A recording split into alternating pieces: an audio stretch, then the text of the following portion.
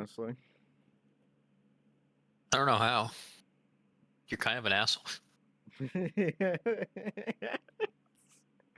It's so funny to me because every time you call me an asshole, my brain goes back to that one Binding of Isaac thing. What?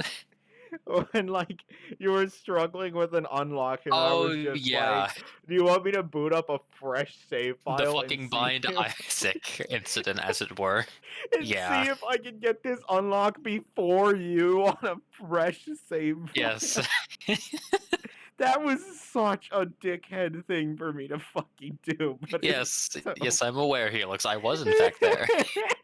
But, yeah, in retrospect, that was funny. But, I don't fuck. remember that. You weren't there for that. Which unlock was this? I don't remember what unlock it was, but it was Yeah. fairly early. But, like, I had specifically said, no, that's okay, and then he did it anyway. There was no consent in this duel. He just started swinging a knife at me. Anyways, hi, chat. Hello, chat. Welcome. Yes, this is going to be a great stream. Best stream ever. I'm the Hey, look, streamer. What? Stream your fucking screen. What's the stream title and also category? Just chatting. Oh, yeah, that too. It's Saturday, SCP reading time starting at SCP-58. Yeah? Oh, is it? Not for me. Are you sure? Stream Elements got the right thing. Okay, it just updated. Fantastic. I clicked the button again. It's fixed for me. I just put this in VC text real quick? I believe you.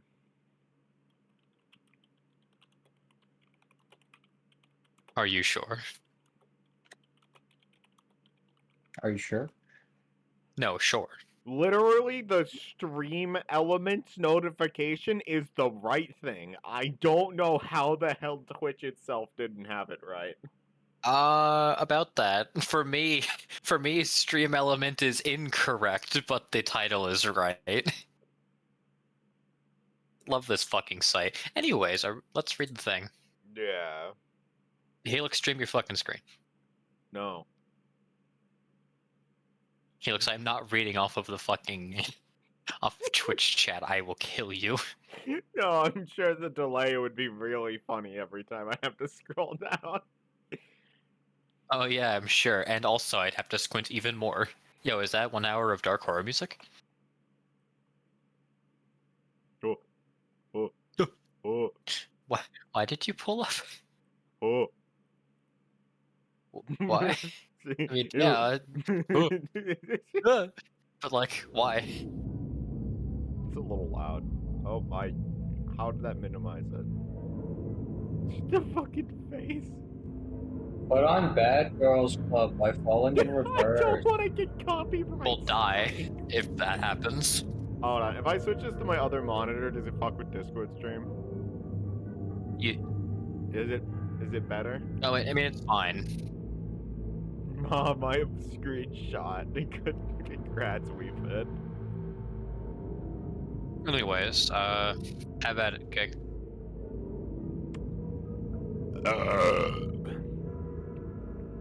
Do I have to read first? It is my stream. I guess it only makes sense.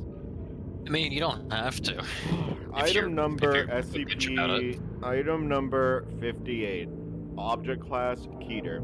Special containment procedures. SCP-58 is to be kept in an isolation in a 5 meter by 5 meter by 5 meter containment chamber at all times. Walls are being constructed of 3 millimeter of reinforced heat-resistant steel backed with a further 10 meters of reinforced concrete.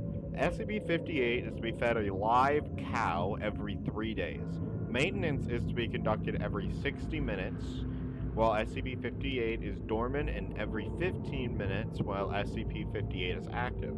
Under no circumstances is SCP-58 to be allowed out of its containment area.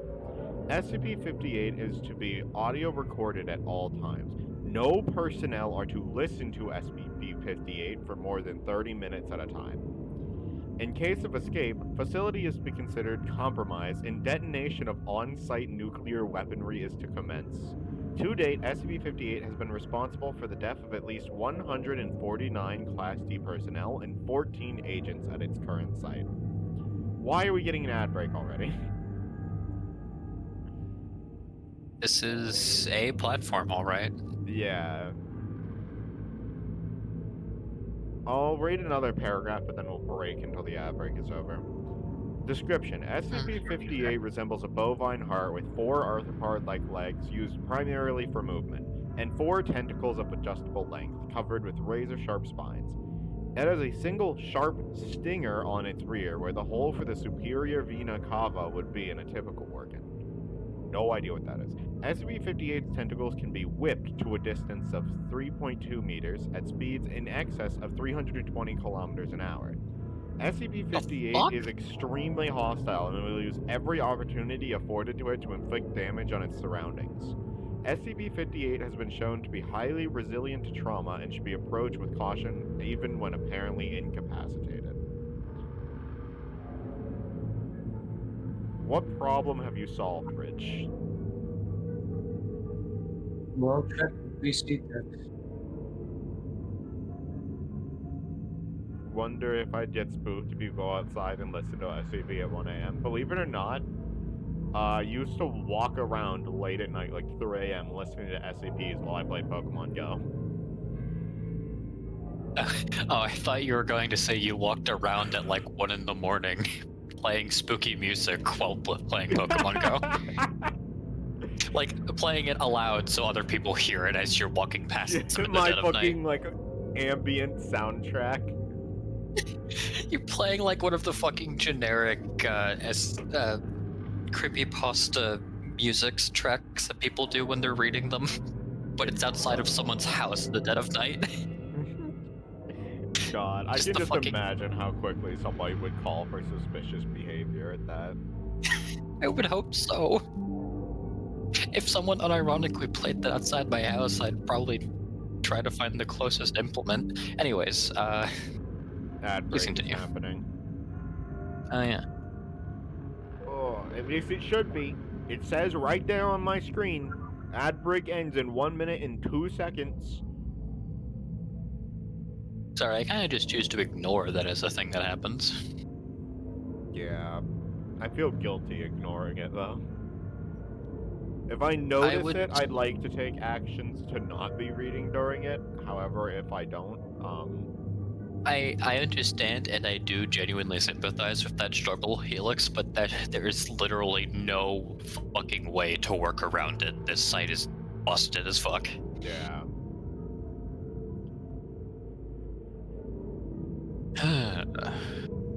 After all, how is Twitch meant to make their money?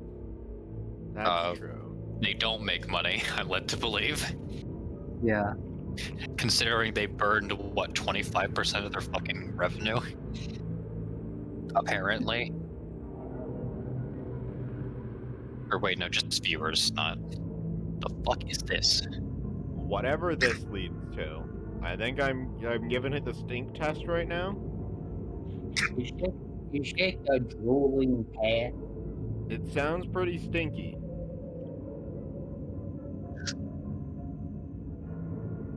Yeah, but you're also... Well, can't really say that. Like, some things I do want to read and you end up saying it, but a fair number of the ones last time were like, questionable. Yeah. For the diversion. But that's the thing with SCPs, because I want to read them, but then we go down fucking Full Metal Alchemist on the one thing, and that led to Scarlet King if we had kept going. And then we get to like fucking robot sentient mosquito, and that had nothing to do with SCP-49. Just a single disambiguation off of 049, though. I don't know what the fuck that was. Yeah. Alright. SCP-58 is highly mobile and capable of rapid movement on both horizontal and vertical surfaces.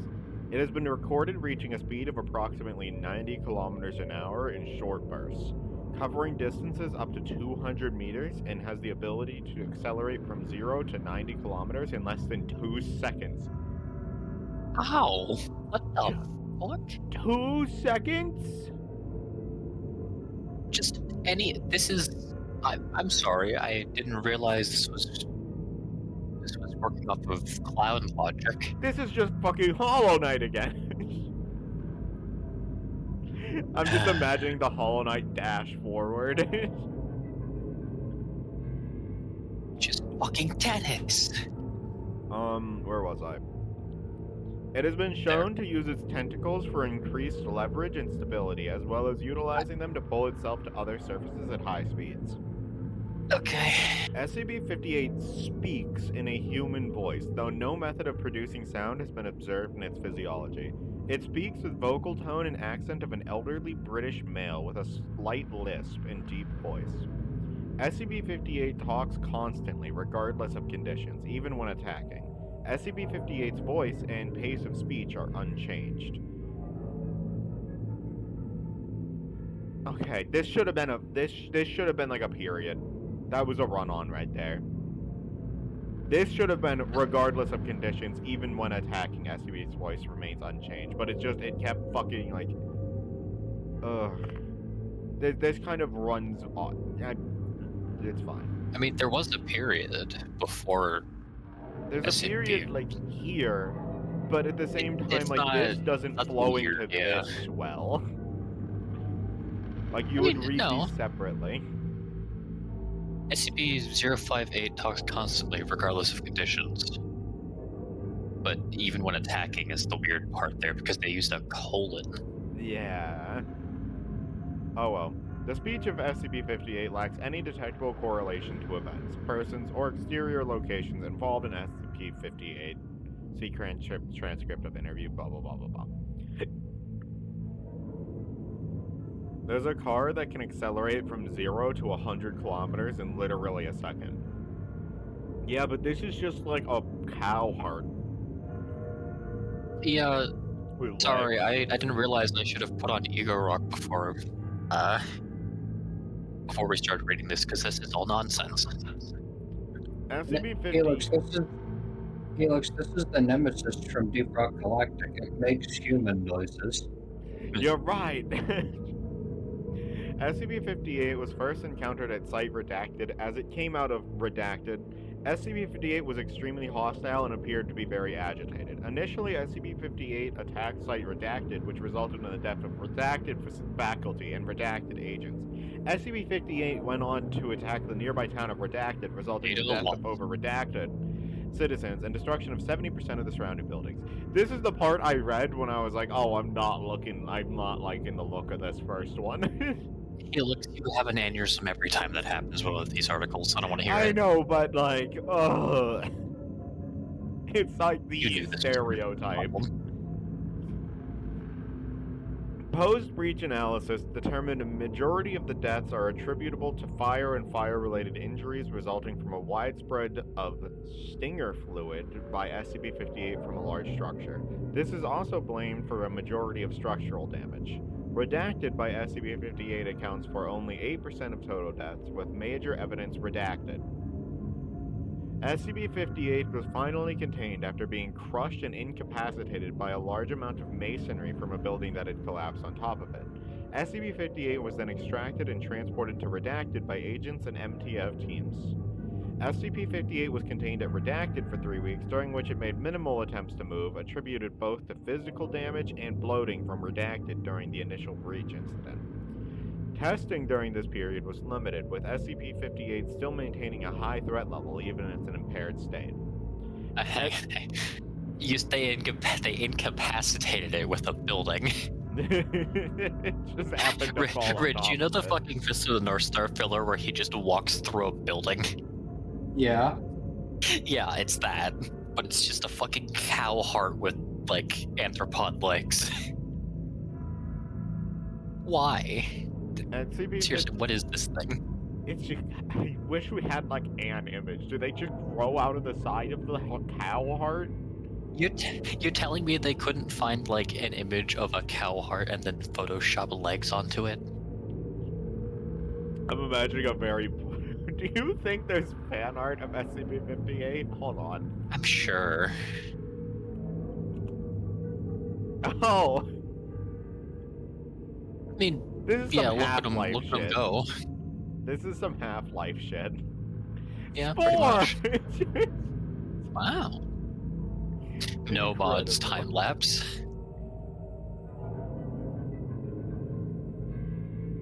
SCP-58 breached containment on Redacted during an attempt transfer to an SCP containment site, causing multiple deaths and injuries. SCP-58 was eventually incapacitated by Agent Redacted, who managed to subdue 58 by running it over with an M1 tank, Thank you, Rich. pinning it beneath the armored vehicle. SCP-58 was subsequently secured and transported to Armed Biocontainment Area 14. Addendum. The SCP-1175 containment team has observed significant agitation in SCP-1175-2 on a number of dates that coincide with prolonged breaches of SCP-58's containment. Additionally, personnel assigned to AI maintenance have reported inexplicable heart palpitations during similar timeframes. Investigation into possible connections is pending RISA approval. Again, I'm presuming this was added post to promote the author's second work or something. Who knows? And it's probably not actually like a real thing. We're short on hands for this. Are we? One. Yeah, we only have. I mean, we're just right there. Here. Yeah.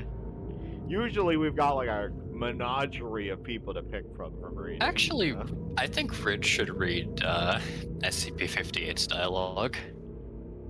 All of it, or just? Okay. Okay. Like, no, like the things that are labeled SCP-58, Helix. Yeah. Do you want to be Dr. Johnson and I'll be the D class? Sure. Alright, cool. Go. Alright, give me a second. I'm eating pizza right now. Oh, let me know when you're ready then, and I'll start off then.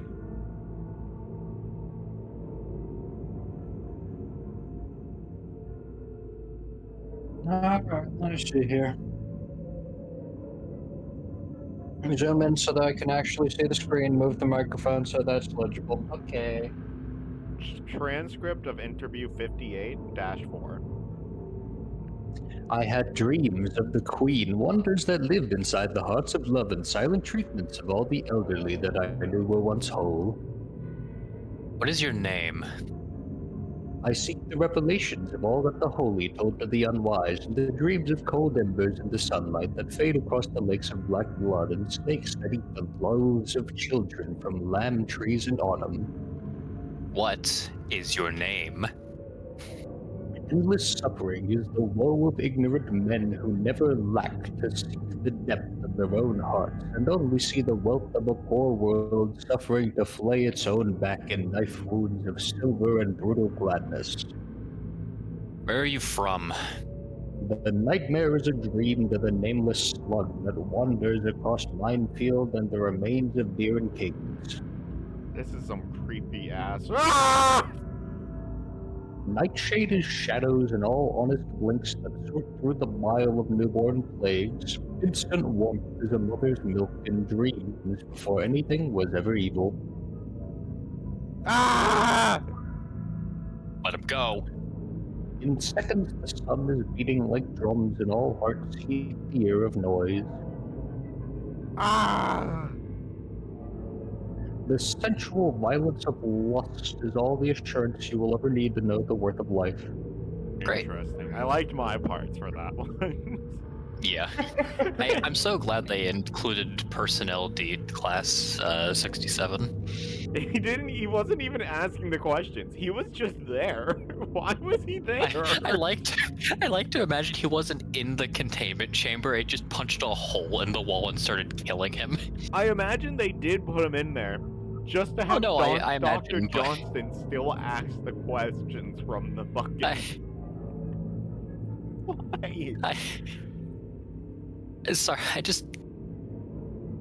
I really like the idea that the doctor has probably interviewed, in quotations, that thing before, and he's had that similar situation happen 3 previous times. He didn't get the memo that it just doesn't react to him. It doesn't have ears. No. How did it hear?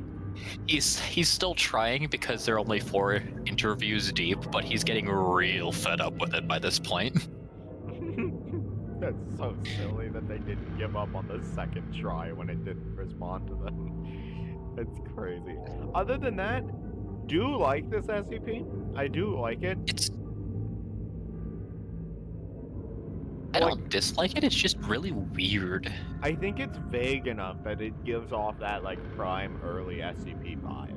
Hey, some of the numbers they gave that thing are fucking absurd though. Yeah, but I think that's kind of the point. It can make sense. whip its tentacles at 200 miles an hour. Are you fucking insane? Yeah, that's probably why it's Keter. Cause like, I mean, holy aside shit. from all the other properties that it has, yeah. That's not that fast.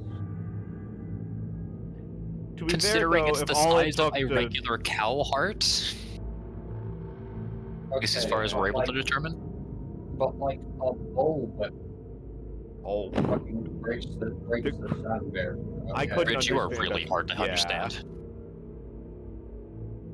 Yeah, that's fair. Also, Helix, maybe turn down the music just a touch. That's fair. It's hard for me to tell because I have my fan on and it's loud. My brother, that was not a touch, but that's fine. It doesn't matter. That'll do.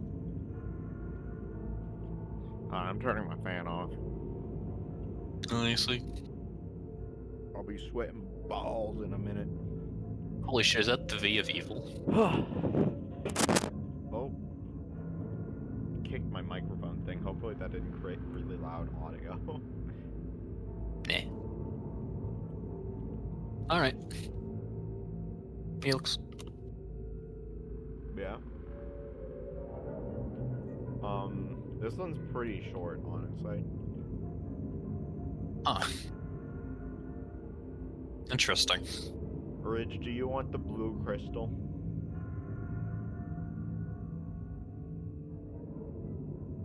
More, do you want the blue crystal? Sure. Alright. Okay, I'm back. Oh, Oh, there welcome he back. is. Alright. Hold on. Didn't the last fucker have British dialogue? Am I mistaken? He did. Yeah. Fuck, I need to go back and revoice him. Okay, you get We're like, only doing one line if we do that bit. yeah, you get one line. He's an elderly British guy. That's your Elderly British.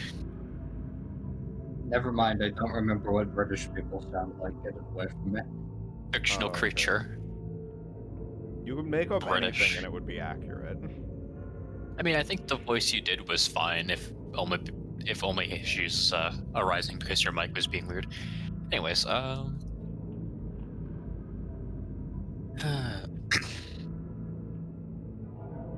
item number SCP-059, object class Keter. Special containment procedures. Ridge Y. Fix that now.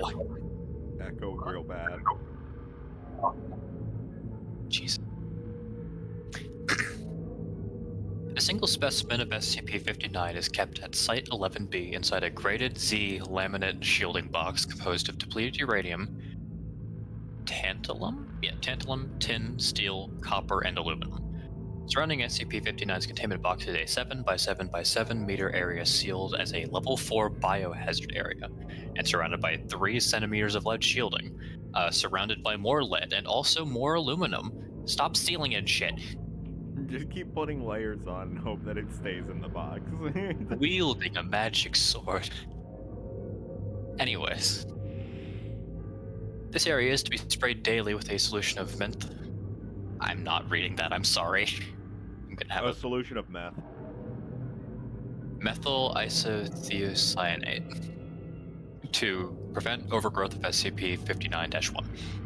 Personnel entering an SCP-59 affected area are cautioned to wear appropriate biohazard protection, as well as Type K-59b radiation shielding. They are to remain in the area for no more than 15 minutes, as the radiation shielding is only partially effective. Oh, good. SCP-59-1 infestations found in the wild should be contained by removing the SCP-59 specimen responsible and incineration of all observed SCP-59-1. Large underground infestations are best neutralized by fuel-air thermobaric explosives. Additional specimens of SCP-59 are not needed for experimentation and should be transported to Site 11B for incineration by plasma arc at 10,000 Kelvin. I see. Description: SCP-59 is a radioactive material of unknown origin, superficially resembling schistite. What the fuck? Okay. A component of SCP-59 is believed to originate in an alternate universe and is responsible for its anomalous properties. In addition to alpha, beta, and gamma radiation, SCP-59 specimens produce a previously unknown type of radiation, apparently unique to the object. Tentatively designated as delta radiation. Delta radiation is accompanied by a Cherenkov radiation, visible as a blue glow. Delta radiation is only partially contained by standard radiation shielding. The best results have been obtained using graded Z laminate shielding with an additional super dense metal layer. This reduces the effective range of delta radiation from approximately 20 meters to approximately 6 meters. When an area is exposed to delta radiation for more than 15 minutes, an unknown species of fungus, designated as SCP-59-1, begins to grow on any exposed surface. This fungus does not require any standard nutrition but will die within 24 hours of removal from a delta radiation source. SCP-59-1 is itself radioactive but does not emit delta radiation. However, if a critical mass, approximately redacted kilograms by meters cubed, of SCP-59-1 is allowed to grow, delta radiation from an unknown source other than SCP-59 will appear in the area, further supporting SCP-59-1 growth. Interested readers may consult Redacted for his theories of space-time stress and merger of alternate realities. Fuck, that's a sentence. Within 18 hours, the infected mass will become transparent and disappear, presumably into the universe that is the source of delta radiation. The process then continues with SCP-59-1 infecting new material. SCP-59-1 will infest both living beings and inanimate objects. Humans and animals affected with SCP-59-1 become immune to the effects of ionizing radiation, progressively merge with SCP-59-1, and eventually have all tissue replaced by fungal growth. While generally not non-violent, they will attempt to expose unaffected individuals to SCP-59. SCP-59-1 infections do not appear to be directly contagious, but only spread by contact with delta radiation. However, long-term exposure to SCP-59-1 has not been adequately tested to rule out considering it is a fire. However, long-term exposure to SCP-59-1 has not been adequately tested to rule out considering it is a biohazard, as well as known radiation hazard. Infected individuals still capable of communication describe seeing a world entirely covered with SCP-59-1, where much of the surface is composed of SCP-59. It is unclear whether this is a hallucination or a view into the source of SCP-59. Infectees are generally pleased with their condition and often refer to being in the blue light of heaven. I'm sorry. That's good. SCP-59-1 is affected by most fungicides, but new growth will continue as long as SCP-59 is present. Early stages of SCP-59-1 infection in humans may be treated with Griziavolvin. However, treatment is 90% likely to lead to death by radiation poisoning. Oh, good. Treated individuals lose their immunity to radiation and will already have absorbed a now lethal dose prior to treatment.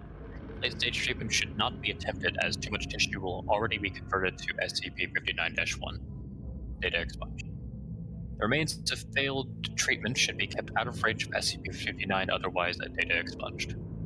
SCP-59 specimens have been discovered in 8 different underground locations across a range of 5,000 kilometers. No pattern has emerged for their appearance. Specimens range from 1 to 10 kilograms in size and are not part of the normal rock formations in the area where they have been found. Addendum.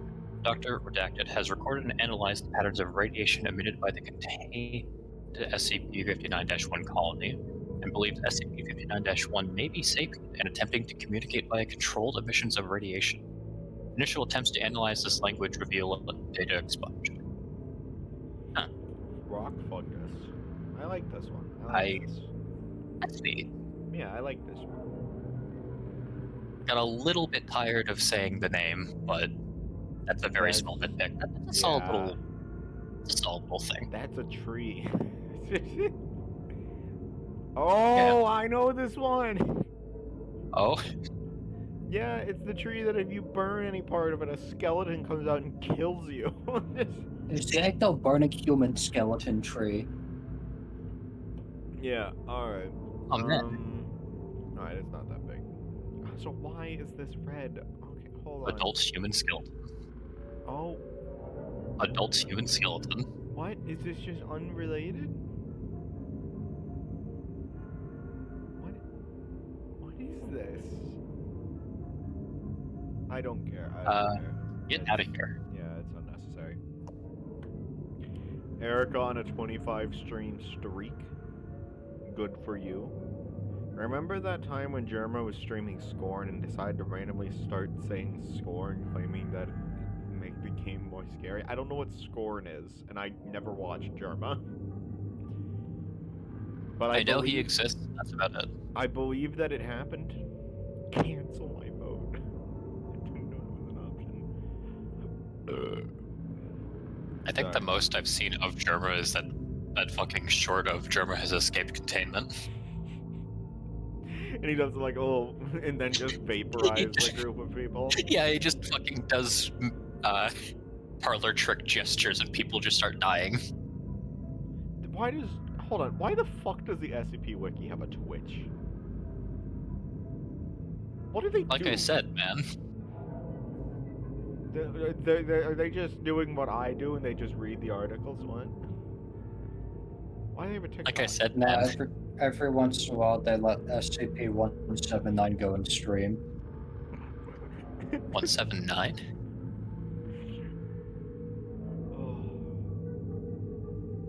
Alright, I think it's time for me to read this article. No.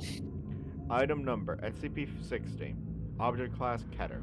Special containment procedures. The grove, which contains SCP-60, is currently contained in a series of specially constructed greenhouses at Satellite Site 6660. Specimens are to be pruned regularly to keep at a manageable size. Personnel are banned from smoking while within a 5-kilometer radius, I presume, Yes. of Satellite Site 6660. Personnel are to refrain from bringing lighters, matches, tasers, or any other tool readily capable of starting a fire into Satellite Site 6660.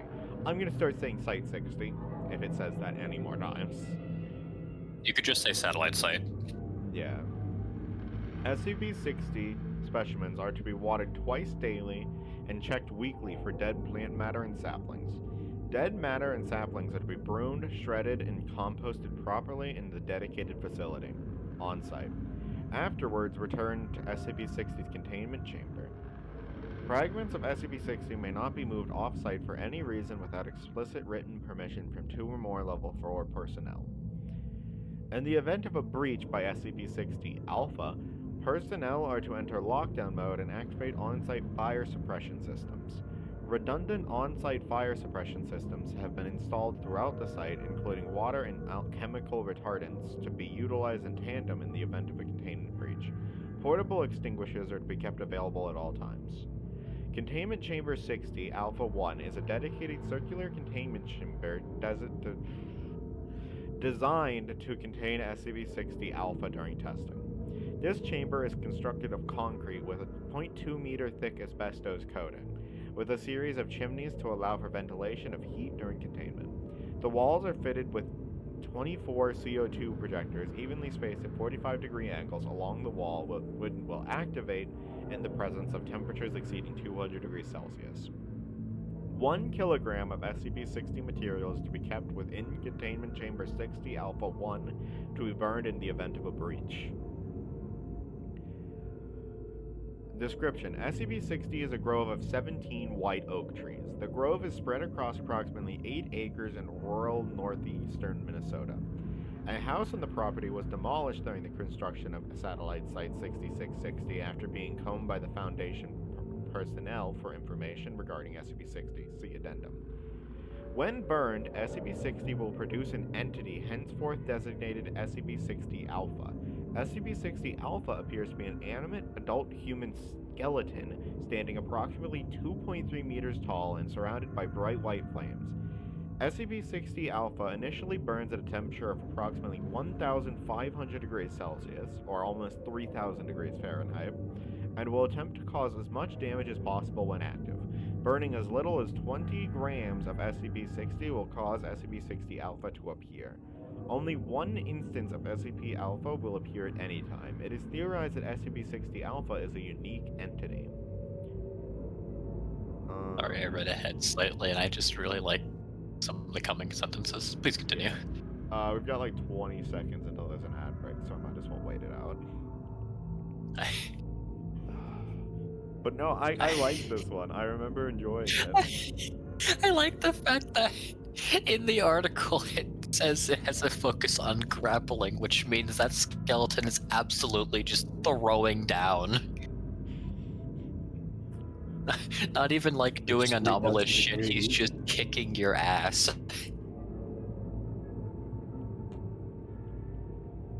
Hang on, where's... I need to hunt something down. Also, continue reading it at your leisure. Yeah. Looks very ready. Once the ad break is over. Yeah, once the ad, I mean, don't worry for me.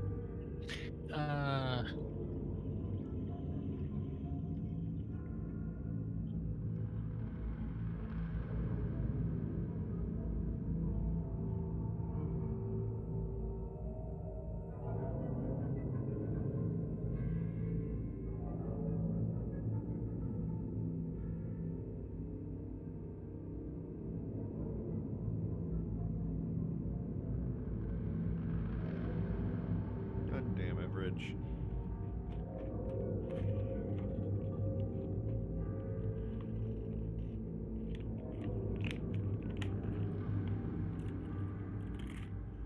Red. I don't like cherry most of the time, but we'll see. Let me just... Where was it? Right. Or an SCP entity.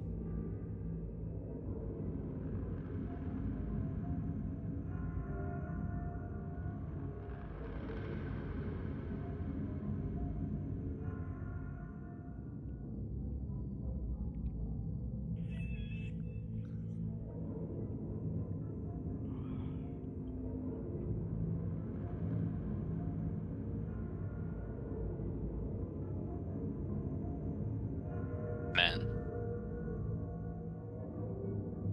That sure is Skippleton. It really is a skeleton. What were you checking? I said you could continue without me. I was throwing I know, something but at I was Ridge. just curious. I'm still waiting for the ad to end. Oh, shit. I didn't think it was still... Okay, here. I'll send it to you, too. This won't make any sense to you, but grappler character. I think I saw a meme. About I'm sure you did. That's an old video by this point. And no, you don't have to watch that in full. Alright, it says the ad break is over now. Alright, back to it. Alright.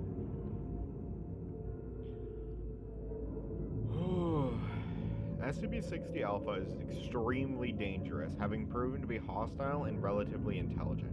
It appears to be a single reoccurring entity showing a growing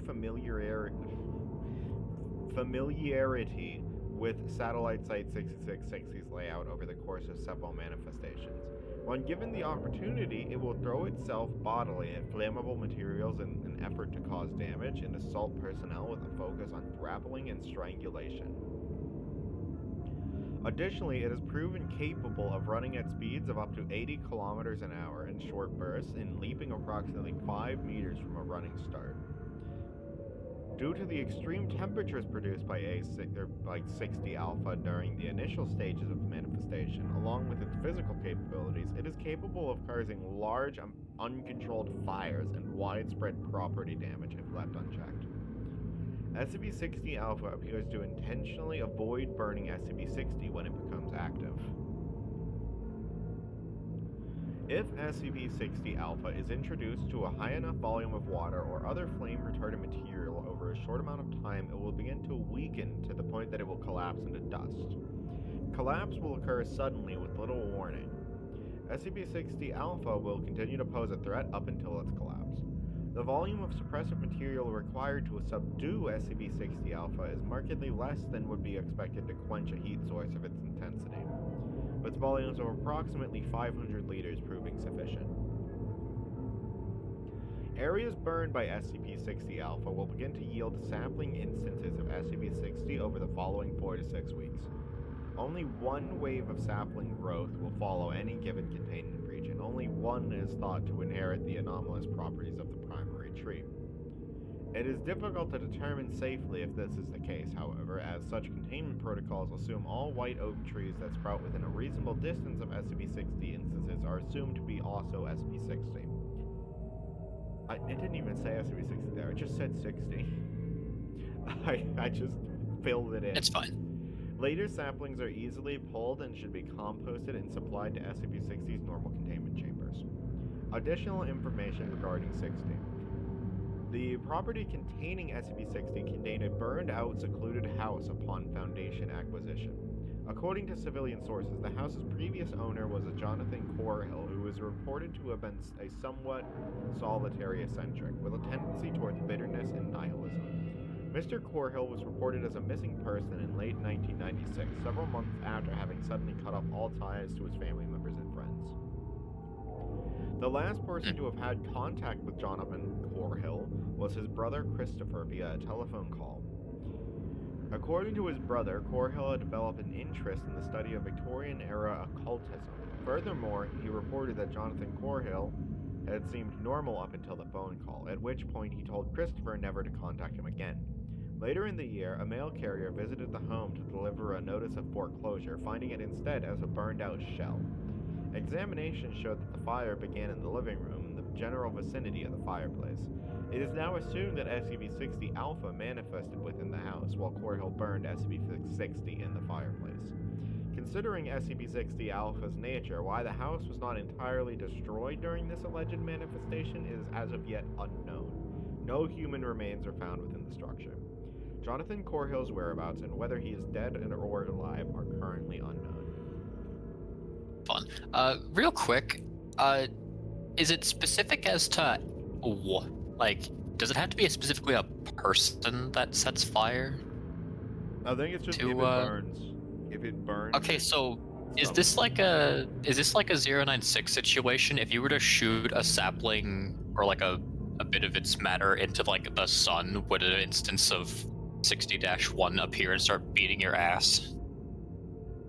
I don't know. Or would it appear like at the sun and then just fuck off immediately? I don't know. Maybe that's how you neutralize it. Because what the fuck is it gonna do to the sun?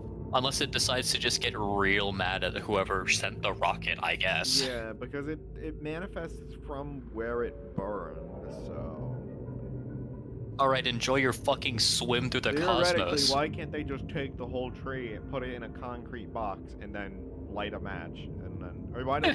Technically, I guess there's no danger as long as it doesn't burn. Imagine it finally swims through space back towards about where Earth should be, but it forgot to account for the fact that the Earth is moving in a rotation around the sun, so it has to wait another fucking century or whatever. Yeah.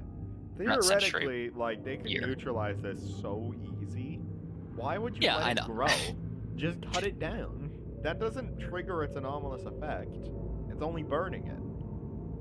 Why let the tree keep growing so that you have to like take care of the extra matter? As the one article said, their work is designated to containing it, not destroying it.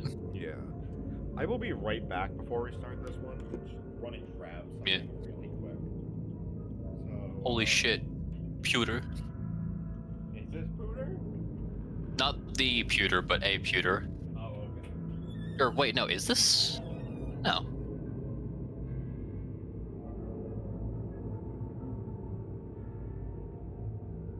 cartridge are you alive? Yes, of course. Oh, okay, cool. Just making sure.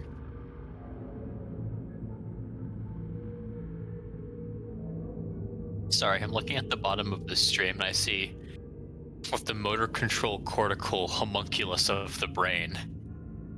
What? Yeah.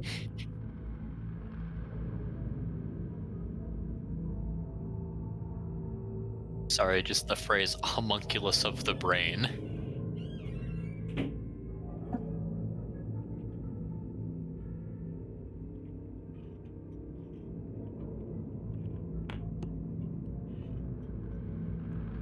Alright, I'm back. Oh god. I've decided I want this a little quieter. That's fair. Alright. Me then? Yeah, I presumed. Alright. Item number SCP-61. Object class safe. Special containment procedures. The source code for SCP-61 is to be kept on a standard archival quality read-only data compact disk, CD-ROM. 4 copies of the CD-ROM with the source code are to be stored in separate maximum security inanimate object lockers. Except for purposes of approved experimentation, SCP-61 is not to be loaded, compiled, or run. Research proposals for SCP-61 require written approval from Site Command. Only 1 copy of the CD-ROM containing the source code for SCP-61 may be used at a time.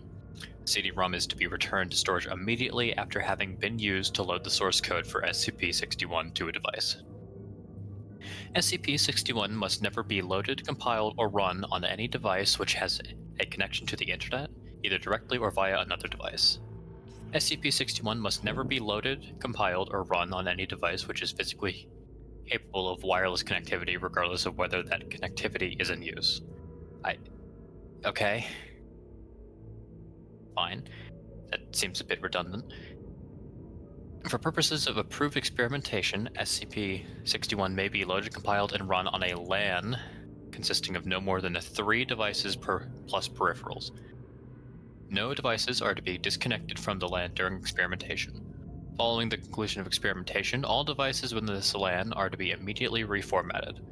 Audio output peripherals for this LAN are to be contained within an observation chamber surrounded with noise-canceling vacuum insulation. In the event of a perimeter breach by hostiles during SCP-61 experimentation, all devices within the LAN are to be immediately destroyed. Description: SCP-61 is an acoustic computer program being developed by SCP researchers with the intent of producing successful countermeasures to similar programs being developed by governments and individuals around the world. Inspired by research on Redacted, SCP Command saw both potential and harm in the ability to control the brain functions of other human beings. Laymen understand that music can elicit certain emotions and memories, or various sounds can elicit fear and excitement by simply being heard. Governments around the world have been attempting to expand on that premise for decades. SCP research is the first to elicit responses on higher mental activities. Parts of the brain affected by SCP-61 differ from those stimulated by data expunged or by subliminal messaging. Instead of acting on parts of the brain that are thought to be in control of the subconscious, acoustic frequencies produced by SCP-61 intercept conscious thoughts as they are produced and replace them. Instead of a suggestion, the human hearing center bisects the conscious thinking mind of the frontal lobe with the motor control cortical homunculus of the brain. God, that hurts my brain to process that sentence. Please scroll down, Helix. I love the Pied Piper.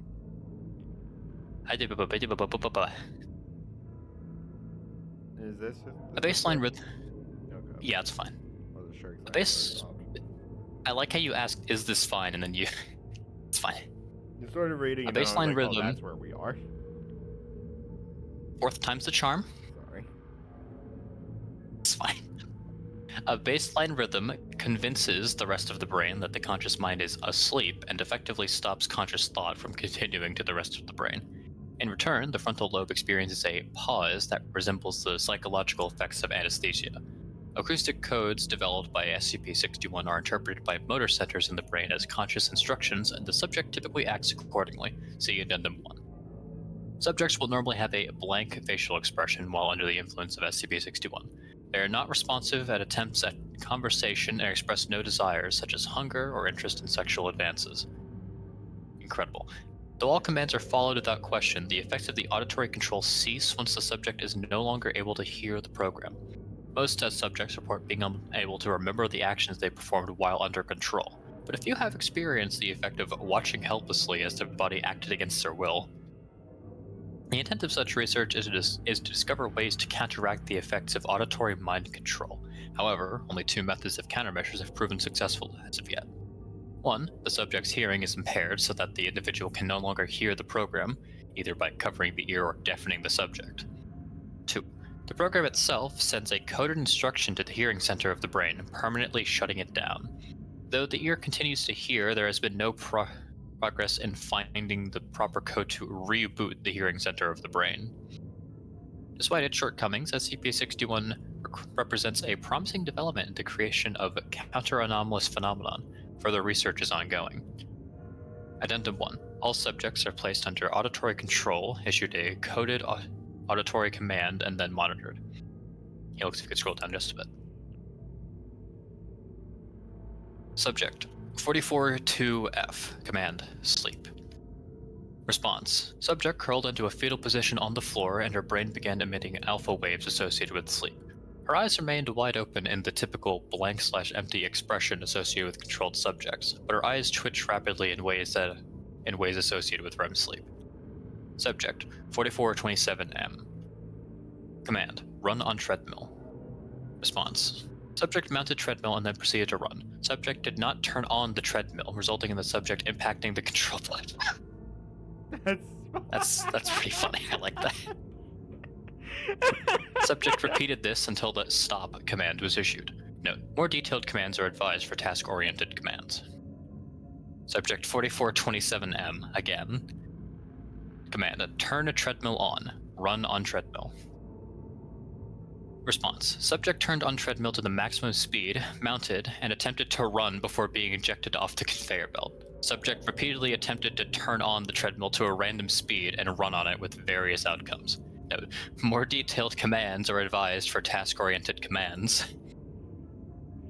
I don't like how please tell me all of these commands were issued in like a relatively This is short all like window same of time. day. They're like, oh god damn it. They Stop, gave stop. his body like maybe 10 minutes to It's the nurse same back the D wounds class. from getting It 100% was. They're like, no, you fucking idiot, give it details, it's a machine. Sorry. Subject 4427M. Command: turn on treadmill to jogging speed. Jog on treadmill. Response: subject successfully jogged on treadmill until a stop command was issued, which resulted in subject being ejected off the conveyor belt. God damn, man. Note: subject should be in a safe, neutral position before stop commands are issued. Incredible. Also, what is further research? That's a red. There was also individuals and governments up here. We should look. Well, governments, I get the feeling is gonna. Let's look at all of them, but we don't have to read all of them. Nope, get me out. Nope. Yeah, we'll get to that Wait, one eventually. no. Further research. Oh, I'm sorry. I kid you not. This is just somebody advertising their other articles. Research. This is All four of those are different. Why is further research two separate? These are just someone advertising their other articles in a way that they wouldn't get in trouble for. Fine. Yeah. Like, I mean, I don't mind. It's just it makes it really, really annoying to figure out what's actually connected to this fucking thing in a direct manner that's not just reading a different SCP. Yeah. But no, that's a fun thing. I like the idea that it's a Foundation-made SCP. Yeah, it was intentional. And also, is it really anomalous? I mean, because it's just it.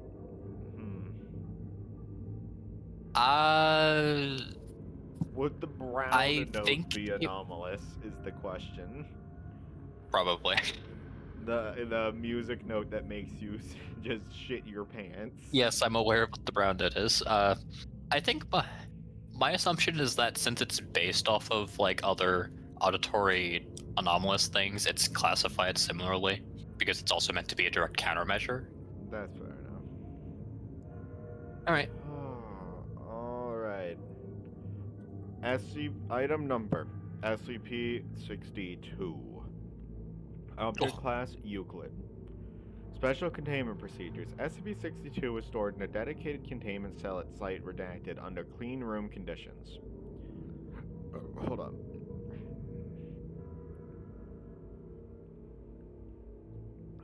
Any experimentation on SCP-62 must receive prior permission from at least 2 Level 3 personnel, and must only be performed with independent power sources.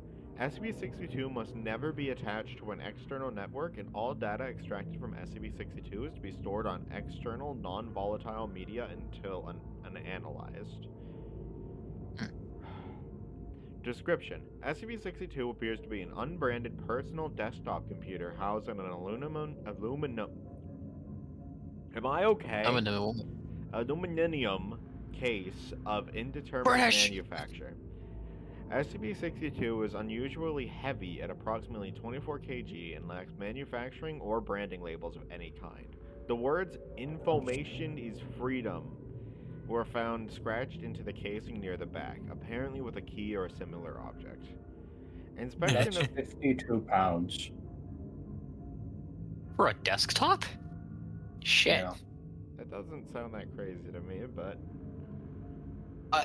Helix, I can easily pick up my desktop.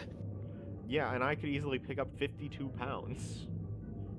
Yeah, but I don't think most computers are 52 Yeah, pounds. that's fair. Oh well.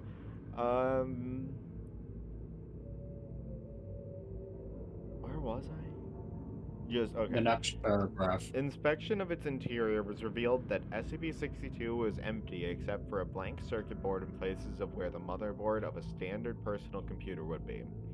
SCP-62 will not function unless the case is completely sealed, and attempts to open the case while it's operating cause it to shut down immediately.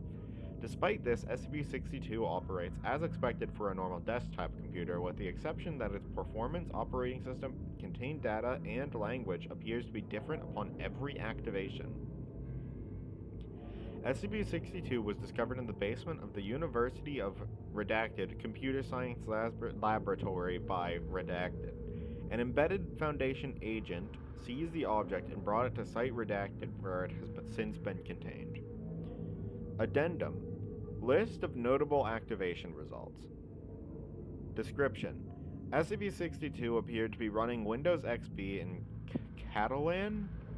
Analysis of contained data showed financial records for the redacted banking firm in France for the period of May 1963 to April 1987.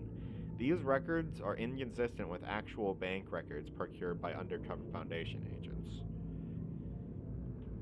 Instance 2. SCP-62 appeared to be running Debian Linux in Latin. Contained data consisted of a library of audio recordings of over redacted choral songs and hymns, of which redacted are not found in any known collection or have never been performed. Instance 3. SCP-62 appeared to be running a version of Solaris in Portuguese. Contained data consisted of promotional and marketing material for Redacted, which appears to be a commercial spaceflight corporation that does not exist. Instance 4 appeared to be running an unknown operating system visually similar to OS2 with an unknown language, later identified to have strong similarities to that of Voynich manuscript. Attempts at deciphering the contained data are ongoing. What was the Voynich manuscript again? That was like the weird, like, otherworldly shit, right?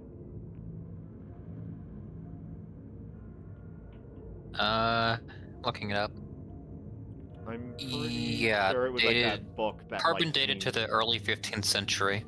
Yeah. That just contained like images of like shit that just does not look like it's from this world. Naked women bathing. Yeah, that too. Attempts at deciphering the contained data are ongoing. Description. Or no, fuck. What is it? I don't know why they worded it like this. Instance 5. SCP-62 appeared to be running redacted in French.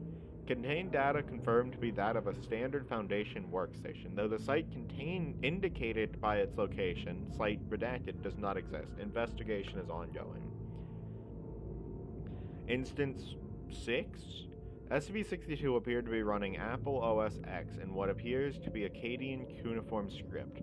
Contained data appears to be composed mainly of religious texts and description of ritual and ceremonial procedures. Instance 7. Investigation is redacted. Investigation is ongoing as to how the virus managed to compromise 3 workstations and 1 file server before SCP-62 was forcibly shut down. All affected workstations have been isolated. Oh, so that's why it has to be like unconnected. Because alien virus.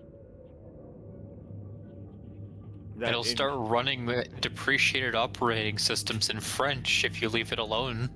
No, not French. Oh god, no, it's trying to run something in Temple OS. I don't think it's bad. I like this SCP, but at the same time, No. like, God, The so much formatting redacted. for the instances was a little iffy. I wish it was labeled more nicely. Yeah. Like, why put At the least for date purposes instead of of, like, being read. test 1, test 2, test 3, or, like, anything that would make it easier to read? I think that's mostly just an issue with reading it aloud, though. Yeah. I'll handle this one, too. Okay. SCP number 63. Object class safe. Special containment procedures. SCP-63 is to be kept at all times within Dr. Redacted's personal bathroom, located within the personal quarters upon Site-19. Object is to be used as designed at least once in a 24... I swear to God, if this is like a living toilet, I'm gonna be so upset. Within a 24-hour period, or the object will begin to emit an unknown specialized radiation that results in objects and material within a 0.6 meter radius being slowly warped and eventually disintegrating into a fine dust. Radiation's effect on living test subjects has not been monitored. Description: SCP-63 appears to be an average pale blue toothbrush. Stenciled along the side of the object are the words, "The world's best toothbrush." The word toothbrush is spelled incorrectly, though whether this was accidental or a purposeful action by the creators of the object is unknown. SCP-63 displays the ability to effortlessly cleave through any and all dead or inorganic matter, the focal point of this ability being the bristles. However, matter touched by the bristles is not separated, such as by the way of a knife, but completely expunged from existence, leaving no trace whatsoever. This mode of operation is reminiscent of SCP-2207, suggesting the two anomalies share a connection or were created by the same entity or entities. Additionally, subjects who have used SCP-63 have claimed that the experience left their teeth feeling remarkably clean. In spite of its extraordinary capabilities, lab analysis has discerned that SCP-63 is completely made of common plastic. Addendum: SCP-63 was originally found in St. Petersburg on the person of Redacted, a thief working in the area using SCP-63's abilities to crack safes. When questioned about the object, subject professed ignorance, claiming that he simply found the object one day.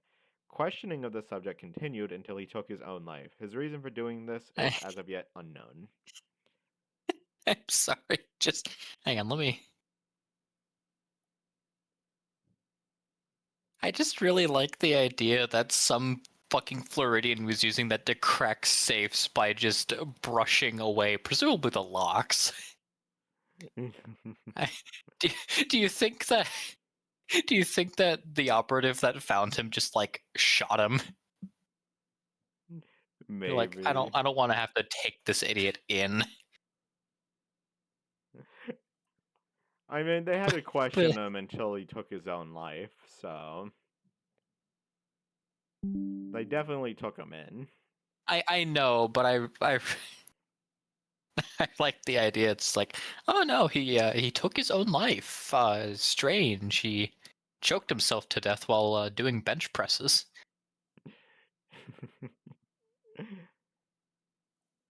Oh, ad break in a minute. Ugh.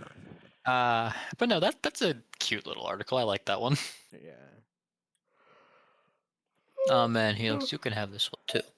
No. And give me a sec. I will be right back though. Should That's be long. fair. You can wait for this ad break anyway.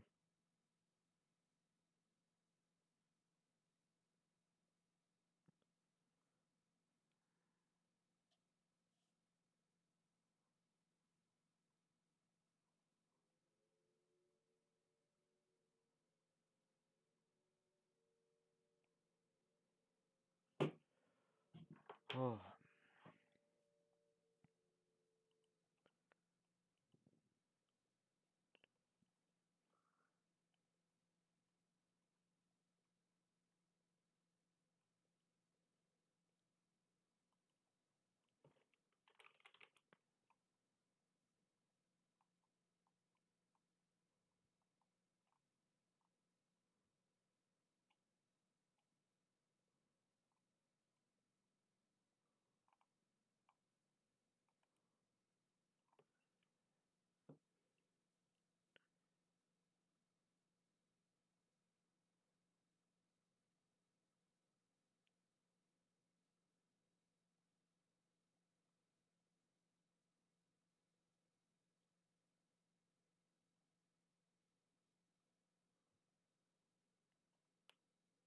Oh, I just snapped my finger.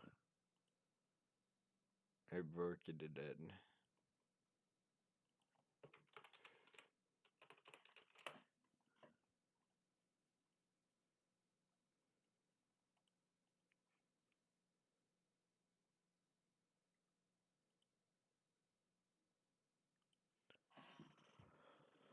Oh.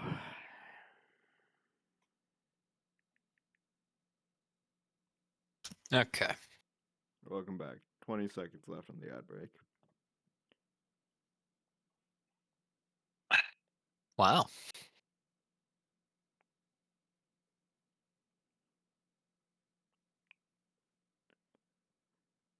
Oh.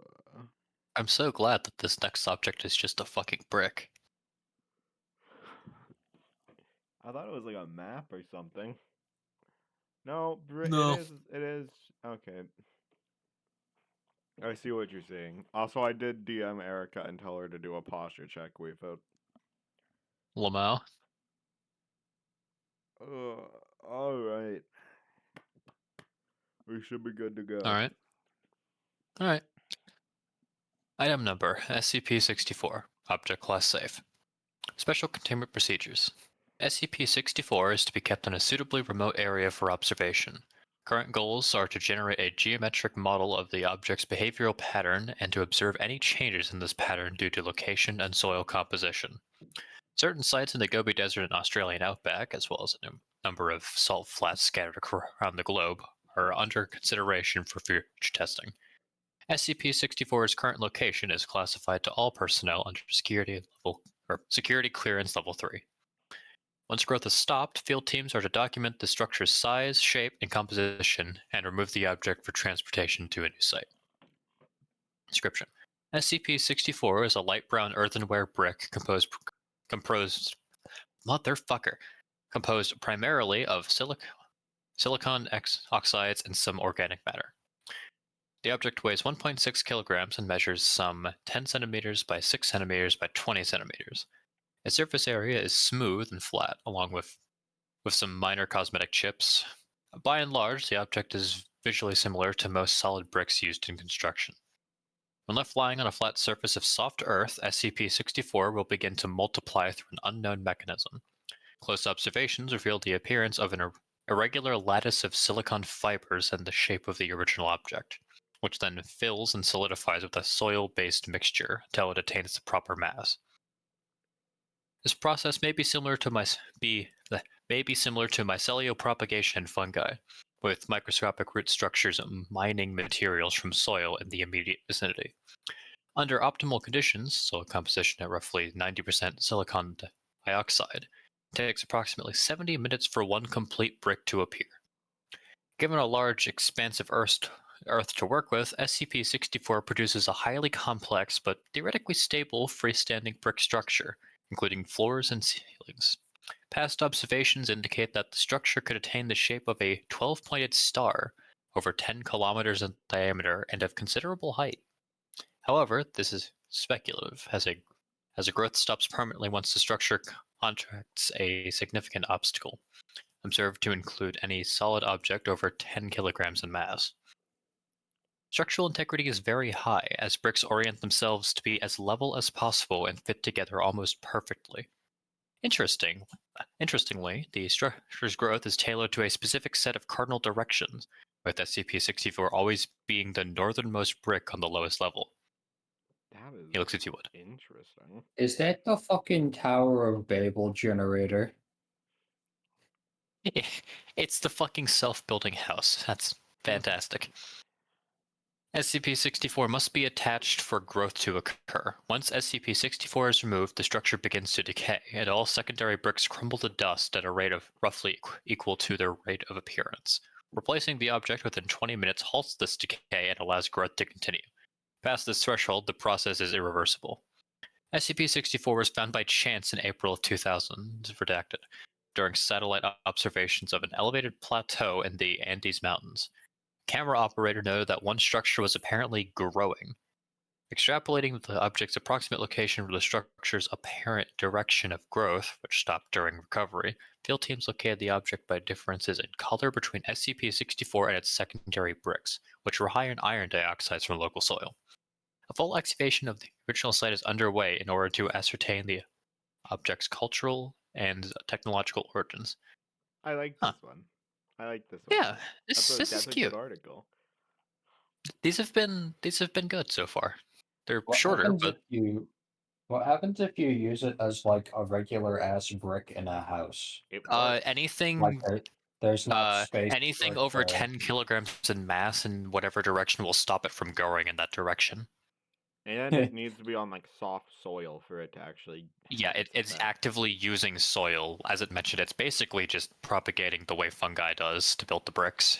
How did we contain this object? Oh well, we just used it as regular brick. Some interesting thing I was thinking of on the tree from earlier that whenever it's burned generates a skeleton is Yeah. imagine when people didn't know that that's what it did and if it was just used as ordinary lumber and say Oh god. houses were built out of it or with it.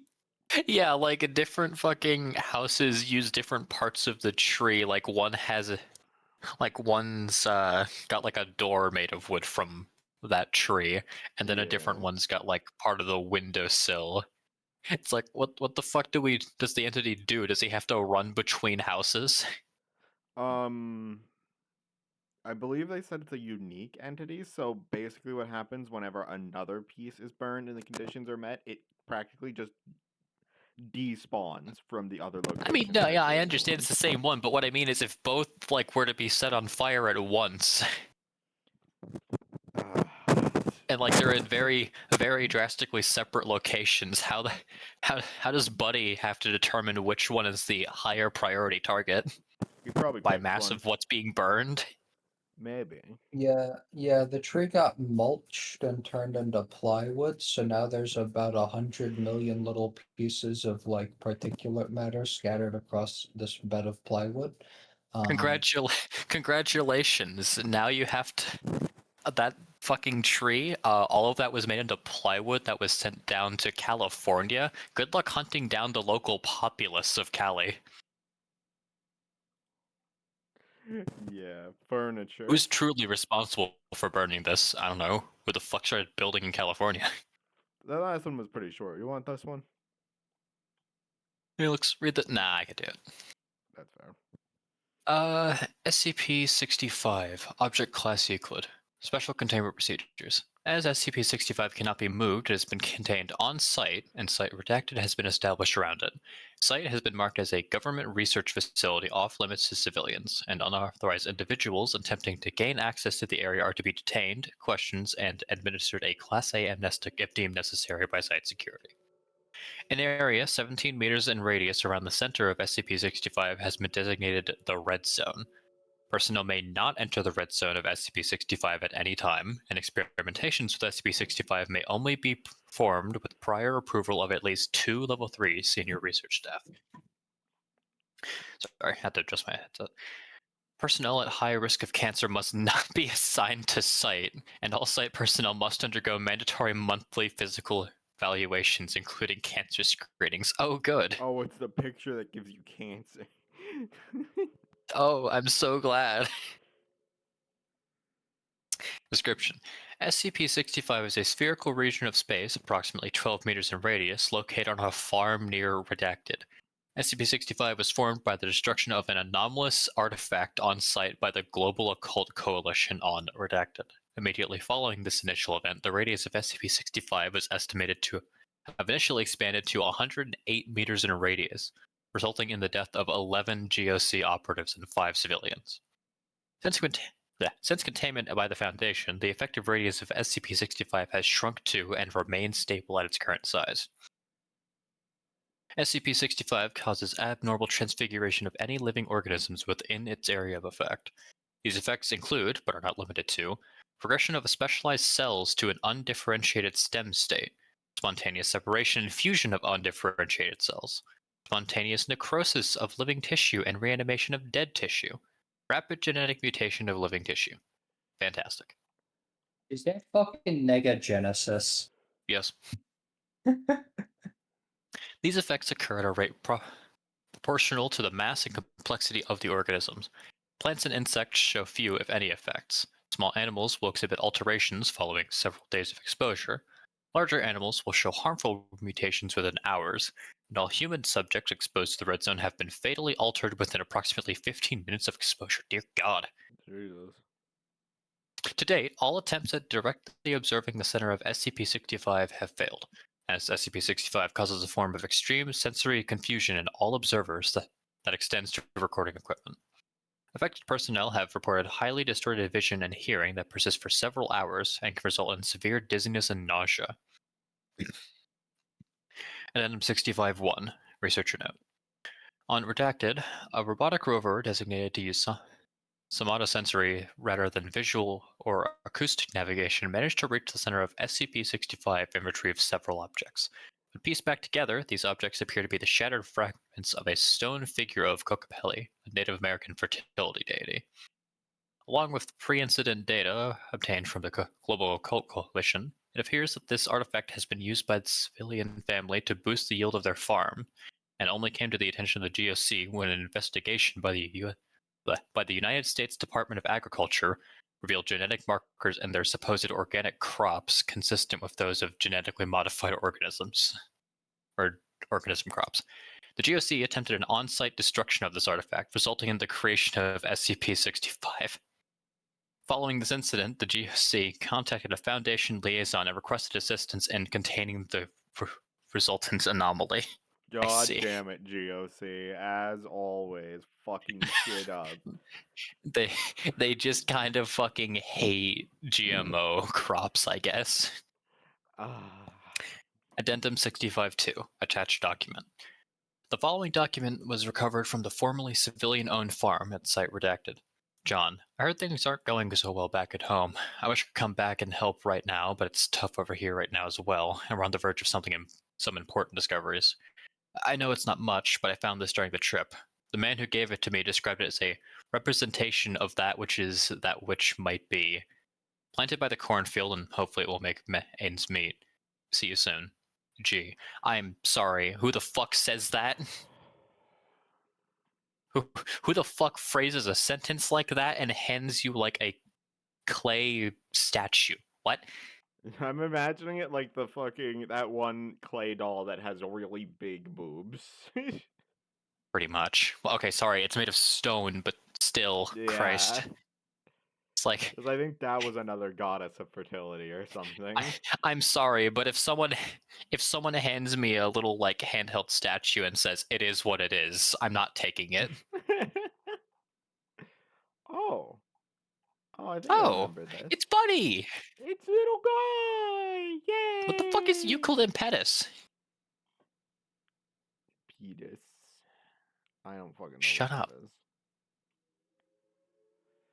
Or impetus. Maybe that's I like think is it's impending Euclid, like I don't fucking know. safe protest Euclid's impetus. What? Huh? Are you Half this casting a fucking spell article is at me? crossed out. What the Okay. hell? What? Are you casting a spell at me? What the hell? Yes. I think this one's mine, right? You read the last two. Yerp. Item number SCP-66. Object class safe protest Euclid impetus. Do I just skip the crossed out parts? Yes. That's fair. Special Or containment at the very procedures. least, notify it being crossed out. SCP-66 is being kept in a tungsten carbide box in Site-21's high-value item storage facility. Once every month, this box must be manually inspected for damage to the interior. SCP-66 consistently destroys any recording devices placed inside its containment box. With a hammer. If damage is present, SCP-66 must be moved to a new box. This task is performed via a robotic arm capable of performing the task in under 3 seconds. Description: SCP-66 is an amorphous mass of braided yarn and ribbon weighing approximately 1 kilogram. Strands of SCP-66 may be taken individually and manipulated. When this is done, a note on the diatonic scale is produced by the object. When a set of 6 or more notes are produced, SCP-66 will produce a effect of varying nature and duration.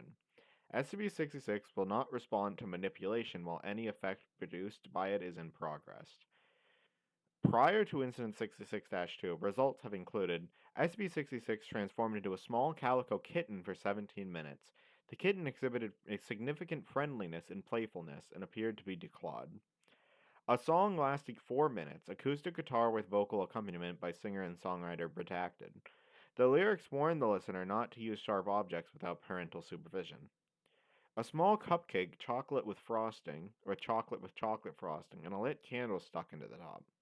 Notably, the tones produced prior to the effect corresponded to the opening notes of Happy Birthday. SCP-66 became unresponsive after said cupcake was it became responsive after said cupcake was consumed. What do you mean it became responsive? Okay, after you do an effect, after you play the hunting horn noise, you need to do something with the object that's produced, okay? Okay. So And it's until you eat the cake, it does nothing. so do you think there's just a fucking cupcake rotting in its box? No. Damn. Holy shit, we've got a full date, chat. It's impossible. This has This literally has never been happened done. before. It's never been done. Incident 66-2. On April 18th, 2008. Is this a D class? It's a D class. Yes. D class was instructed to use a pair of scissors to remove a portion of SCP-66 for testing. However, when he began to cut it, SCP-66 rolled 1 meter away from him before stopping and making an unidentified squeaking sound. Before he could be provided with further instruction, D class attempted to cut it again. SCP-66 rolled away and produced the phrase, "Are you Eric?" in response. Afterwards, D-Class replied in the negative. SCP-66 morphed into its present state and began emitting loud, dissonant staccato notes until D-Class was escorted from the room. After Incident 62-2, SCP-66 began to exhibit behavior highly inconsistent with its previous properties. SCP-66 now displays significant mobility, primarily in the form of being able to move tentacular portions of itself at very high speed. While SCP-66 is either unwilling or unable to use this ability for transportation, it will occasionally attempt to damage its containment by rubbing its strands against the side of the box, gradually wearing it down. This process appears to be unusually effective for the materials in consideration. Additionally, SCP-66 will automatically produce notes and effects in the presence of any human, regardless of whether that human interacts with SCP-66. This process takes a minimum of 6 seconds. In the aftermath of Incident 62-2, effects produced by 66 have included: a single bee was released near the containment, stinging D class before flying away. The bee was not captured. It is unknown how the bee survived. A single fucking bee? Whatever. Go, Mascarab. Beethoven's Second Symphony was played at over 140 decibels, causing permanent deafness in 3 personnel and permanent hearing damage in 8 others. The room containing SCP-66 experienced a sudden and complete absence of light for 5 hours. Personnel in the room reported hearing loud breathing behind their shoulders, although no source was apparent. When it is This not... thing just kind of... Sorry. Go ahead. Please continue. Finish out the article. When it is not producing anomalous effects, SCP-66 will say the name Eric constantly in a deep masculine voice. Pictured is SCP-66 after Incident 66-2. Note, the eyes are capable of swiveling to track movement and light sources. Photograph taken by Agent Piblo. I just really like that this thing just fucks with people now. It's like, oh, okay, you're not Eric. I'm gonna kill you. Yeah. And it Or all make happened your because life the hell. D-Class didn't wait for further instruction. He just kept trying to cut it. I like the idea that it just like had a fit at it being nearly cut. Honestly, fair. Yeah. I like that one, though. It was an original. Yeah, no, he's fairly well known, I think. Yeah. You want to take this one? Sure. Item number SCP-67, Object Class Safe. Special Containment Procedures. When not in use or the subject of study, SCP-67 is to be stored in its felt-lined wooden box. The nib is to be corked, and all art and writings are to be submitted to SCP Research Command for analysis and further experimentations. Description: SCP-67 is a fountain pen made by a German supply company called Pelican? I think it's just Pelican. At some point between World War I and II. It is pale green in color with a single red line going straight down along the side. The shell is oak and the nib is extremely sharp, capable of piercing human skin if pressed even lightly. Though it apparently lacks a reservoir, the nib never appears to run out of fresh ink. In addition, the pen writes in iron gall ink, which is suitable for artists but would normally corrode typical fountain pens quickly. Research has surmised that any subject holding SCP-67 loses all autonomy of the hand and arm that grasps it. Full sensation is intact, but the arm below the elbow is controlled by unknown forces, theoretically centralized within SCP-67. One effect is that the controlled hand will start to use the pen to write a detailed biography of the individual holding the pen. The biography will include such information as the person's name, age, date of birth, criminal record, fears, etc. Other times, the pen has been known to write such things as an occurrence that happened in the person's lifetime. For example, when test subject 1204M held SCP-67, he began to write a detailed report of a motor vehicle accident that he had been in the year before. Later, the subject admitted that many details penned in the account were not readily available to him at present time, i.e., the subject had forgotten most events prior or present in written work, including his previous car's license plate number, the other vehicle's color, and so on.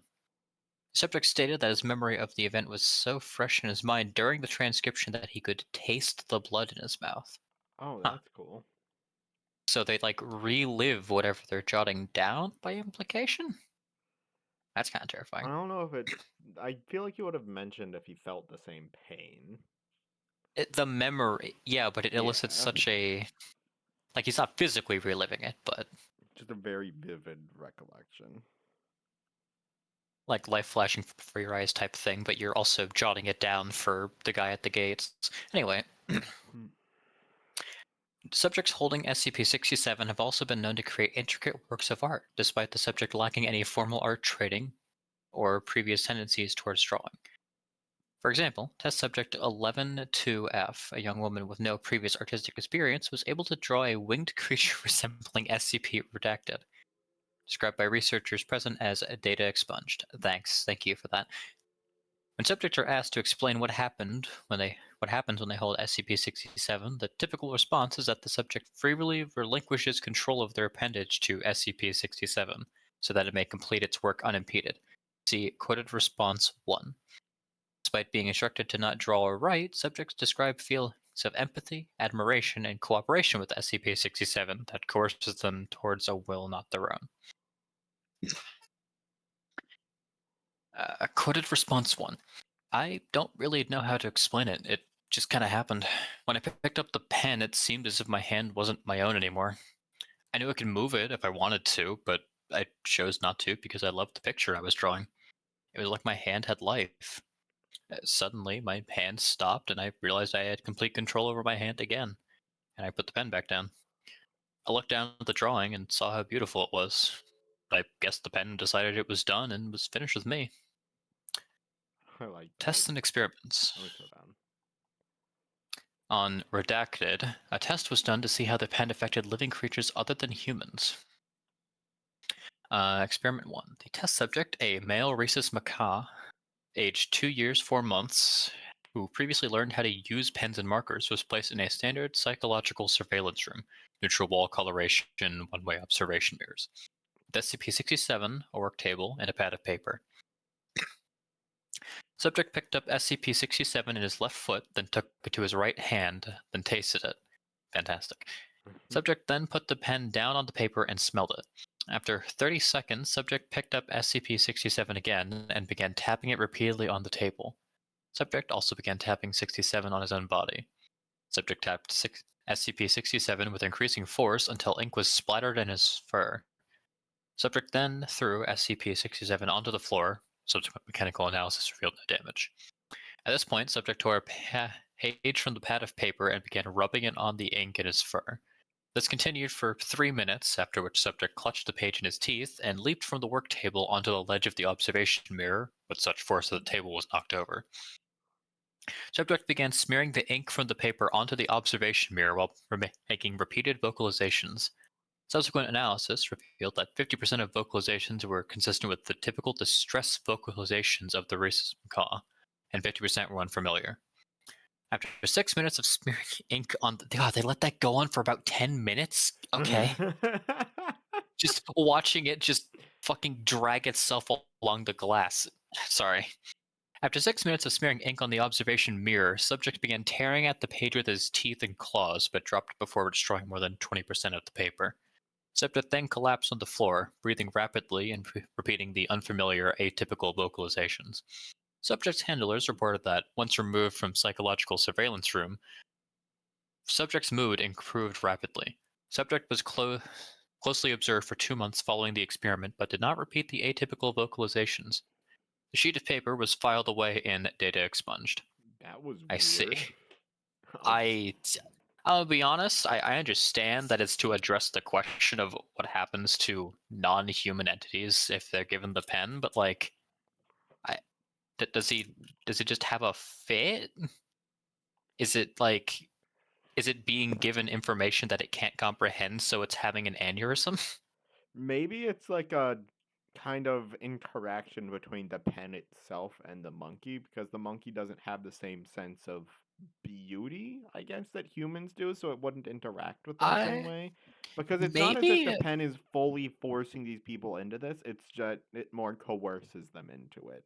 But it can't quite coerce a monkey into letting it draw. maybe it's similar to that, but the primate is reacting in a way that like uh it's because it doesn't like know how to process the idea of this unseen force is actively communicating with me to do something and I cannot make it stop. Yeah. So it's I or like maybe the it. pen is just pissed off that it can't communicate something. Who knows? I'll tell you What the this one. fuck is that? Okay. It's a paperclip. It's very Incredulous. blurry. Item number SCP-68. Object class. Just one of those days.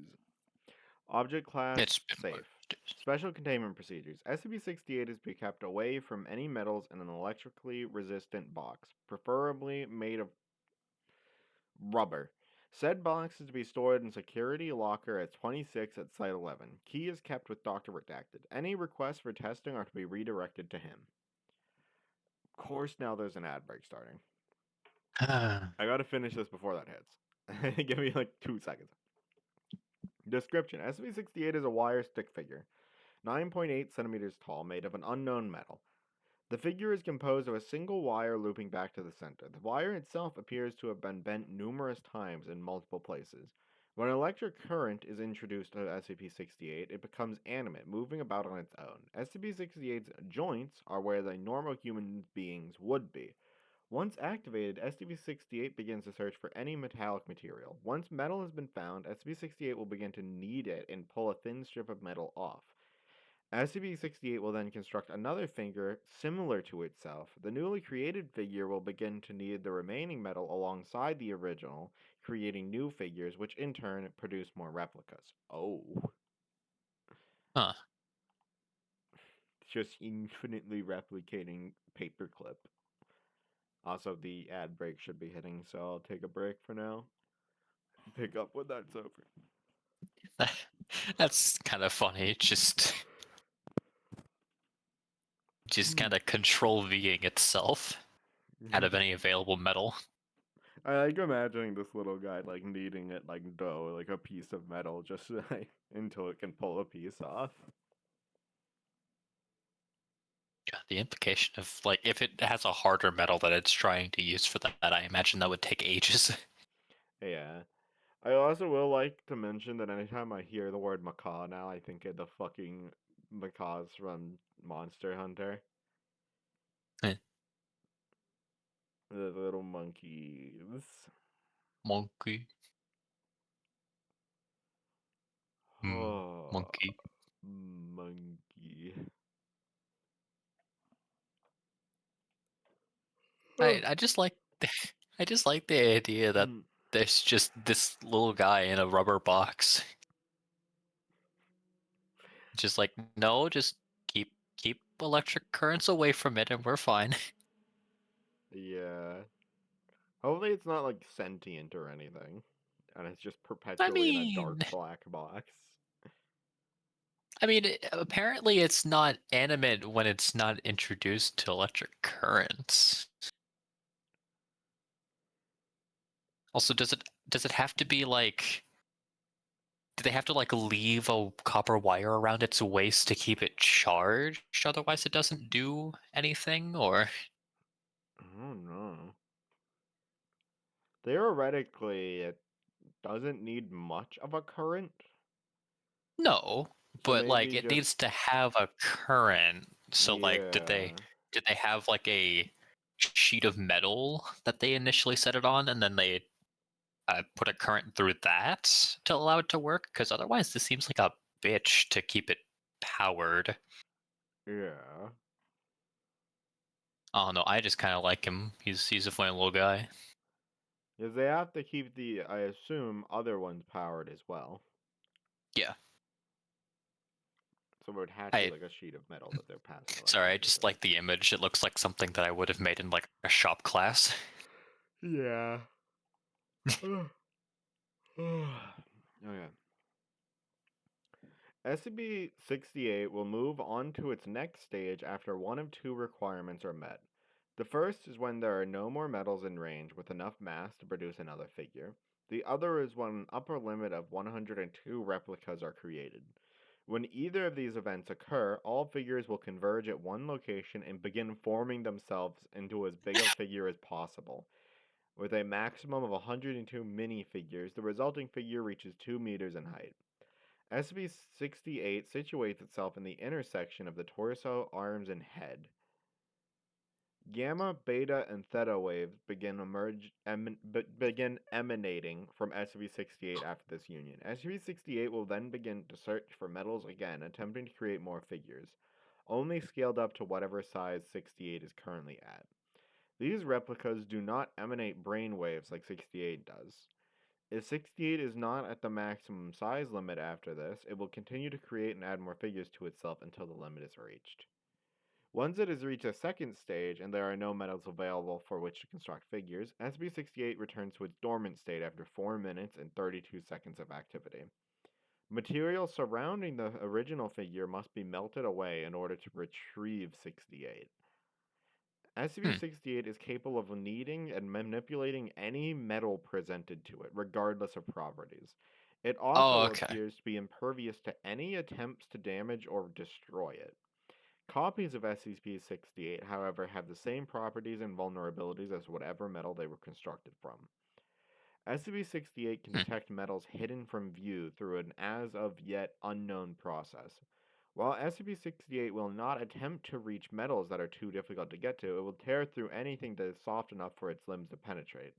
What it considers soft enough changes depending on what SCP-68 is shaped from at that time. Addendum. A proposal has been made to use SCP-68 to dispose of dangerous metal-based SCPs. Addendum 68-B. Please see attached document SCP-68-A. Document 68-A. The proposal to use 68 for disposal of dangerous metal-based SCPs has been denied, seeing as how many, if not all, of our dangerous metal-based SCPs are also invincible. The only thing we would have is a bunch of invulnerable wire figures running about. Honestly, who even thought this up? I like it. It's just a funny little guy who becomes Yeah, like slightly larger little guy, which by implication, I don't think they've ever seen it go past what 2 meters tall. yeah. That's like its Because they're like, maximum. wait, was it 2 meters or was it? It can only make 102 replicas, and then it moves on to phase 2. And that's probably No, no. the I highest was it asking can for the reach. height of its higher Yeah, it's only 2 meters. 2 meters in height. Okay, so it's about the size of a person. Yeah, I think that's a fair enough reason to stop it from doing shit. I think it just chooses to stop at that point. It's not that they Hmm. stopped it, that's the maximum. That's when it quits. And then it moves on I to mean, making. Yeah, go ahead. then it starts making copies of itself again, but just at its new size. Yeah, so I So interpret that as like almost an inverted Russian nesting doll, but it's a metal stick figure.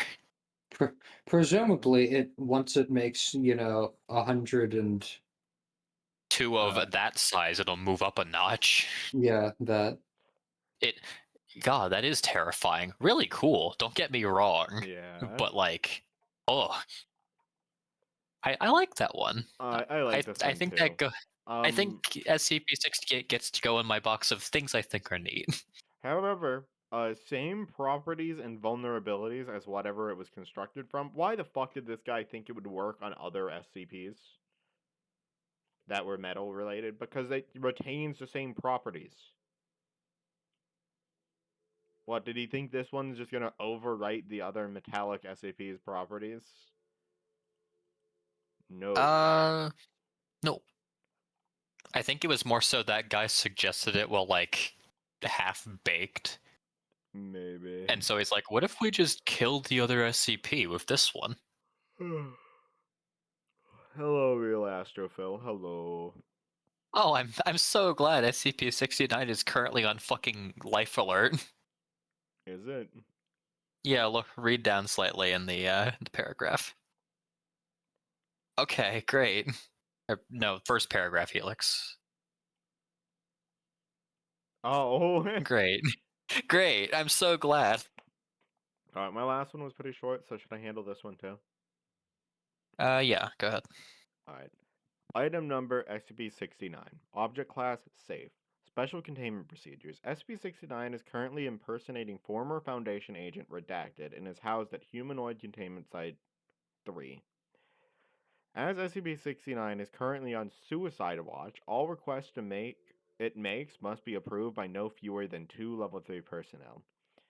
If SCP-69 attempts to breach containment, it must be subdued using non-lethal methods. If SCP-69 dies, undercover agents are to be instructed to monitor reports of incidents in which individuals appear to have escaped certain death, and SCP-69 is to be recontained as soon as possible. Oh, Note: good. despite the fact that SCP-69 is identical in all ways to Agent Redacted, it remains an active SCP in containment and is not to be treated as a Foundation employee. Any requests for classified information are to be denied, and visits from former coworkers without proper authorization are not allowed. Hmm. Description: SCP-69 is a presumed humanoid entity of variable appearance and gender. Through an unknown ability, whenever SCP-69 is left alone with a recently deceased human body, the body will disappear and SCP-69 will take on the appearance, mannerisms, and knowledge of the recently dead individual. Through extensive experimentation, it has been shown that SCP-69 is completely indistinguishable from the individual it impersonates, matching the original individual's fingerprints, DNA, and redacted. What's redacted there? With nearly perfect precision. SCP-69 retains no knowledge of its abilities or former impersonations. SCP-69 responds normally to injury and pain, but if killed, it will rapidly decay into dust regardless of any preservation attempts.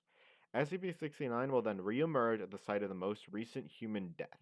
There is no known maximum range to this effect, and so far has been observed in jumps of up to 675 kilometers. Oh my god. Holy shit. SCP-69 can impersonate a single individual indefinitely. However, it will gain an overriding urge to get their life in order, including but not limited to resolving any outstanding financial or personal obligations, visiting extended family, updating their will and testament, and other acts of closure. When questioned, SCP-69 professes no driving motivation other than a desire to straighten out their lives in the event of unforeseen injury or death.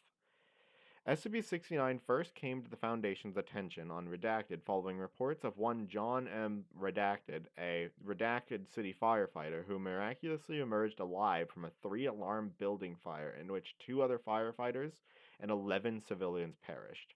Undercover agents attached to the local authorities were notified of a possible SCP when reports emerged that the firefighters' equipment had been damaged beyond recognition and that it had been deemed nearly impossible for the firefighter to emerge unscathed. Approximately 3 weeks later, then presumed John Redacted responded to another large scale building fire, during which he entered a smoke filled room alone and was never found. A single civilian was rescued from the building, again nearly unharmed despite the heavy smoke reported within the building. SCP-69 was designated the following day and rendered into Foundation custody by members of Mobile Task Force Body Gee. Snatchers. Addendum 1. On Agent Redacted, a guard on duty assigned to SCP-69 was killed during the containment breach of SCP-Redacted and subsequently impersonated by SCP-69. Although initially in denial after being informed of its identity, it has been mostly cooperative since its impersonation of a mid-level Foundation employee. Contingencies for the use of deceased Foundation employees for future SCP-69 use is under consideration. Addendum 2.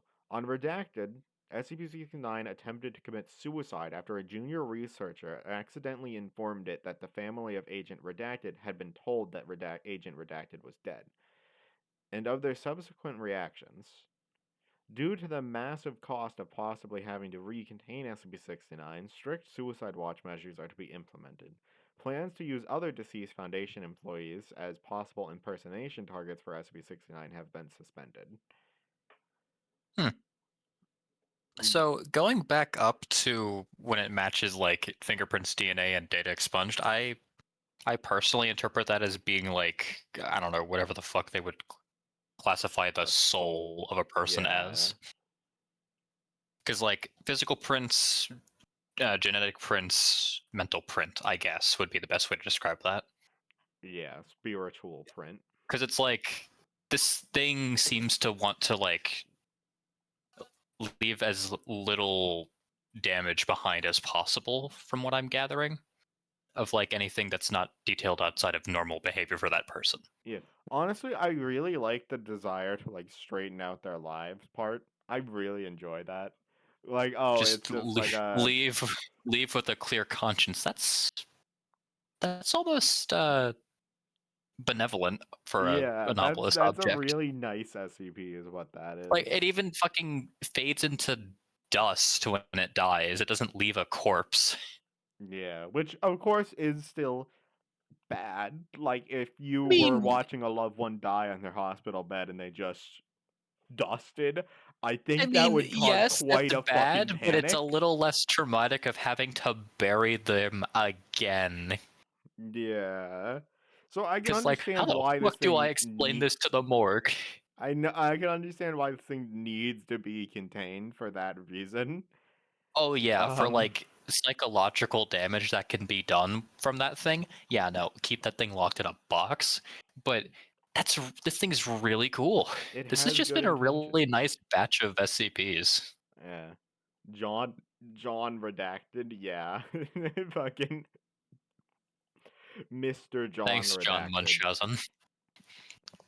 And unfortunately, we're not doing recommendations right now, but I do want to in the future.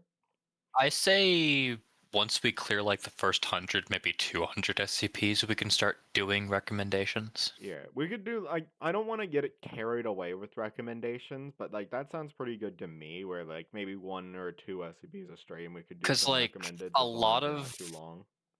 a lot of the more famous SCPs, aside from the ones that are in like the thousands range, are within the first 200 or so, from what I recall. Yeah, but I I would mean, like I to guess do besides that, and 682, but I need to do something with it. I need to have like a suggestions channel on the Discord for like wait, suggested hang on. SCP Hey, readings. let me check something really quick. Yeah. But like what I want to do is have like a suggestions channel on the Discord for people to like put their SCPs into, and then I'll pick like one or two suggested ones per stream and we'll do those like at different points. That way like we don't end up doing the same ones over and over again and I don't have to remember like midstream, wait a minute, did we already do SCP 469 or am I thinking of like SCP 481? Like that should make it a little easier. Just have it like pre-planned out before stream from people who made posts about it on the Discord. That's not now though. That's something I plan on doing in the future. For now, we're still just going through a reading. Oh.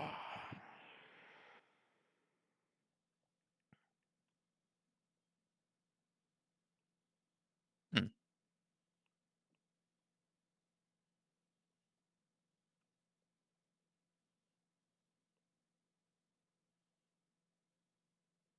Sorry, I was looking at something real quick. One sec.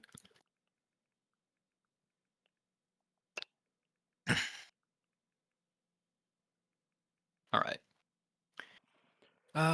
Is there an ad coming up or anything that I have to worry about? Not that I can see. All right. Item number SCP-70, Object Class Safe. Sorry. Special Containment Procedures. SCP-70 is to be kept in a 10-meter by 10-meter reinforced concrete room that is to be guarded and remotely monitored at all times. This room must always be well stocked with non-perishable food and water. See document 70-IC for a complete inventory of these items, as well as basic amenities for humanoid SCPs. Security personnel assigned to SCP-70 are to carry sticky foam guns in addition to standard armaments. Okay, Deep Rock cool. Galactic. Fantastic. Engineer's platform gun. Structural integrity of SCP-70's containment room is to be checked twice daily. In case of excessive structural damage, SCP-70 is to be incapacitated and relocated to a nearby backup containment room as described above. If a reinforced concrete room of sufficient strength is not available, SCP-70 may be temporarily contained in a cell of a stronger material until another concrete room can be prepared. SCP-70 is to be given sedatives and painkillers on request, but no more than maximum dosage is determined by Dr. Dumont. Personnel who enter SCP-70's containment room for any reason must be unarmed and should wear puncture-resistant body armor. Armed guards must remain outside and out of sight of SCP-70.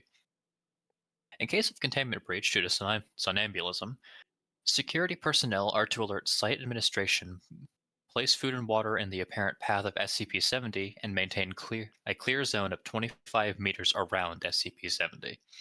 In any other case of containment breach, or if SCP-70 becomes violent during somnambulism, personnel are authorized to incapacitate SCP-70 using sticky foam. Care must be taken to avoid smothering SCP-70.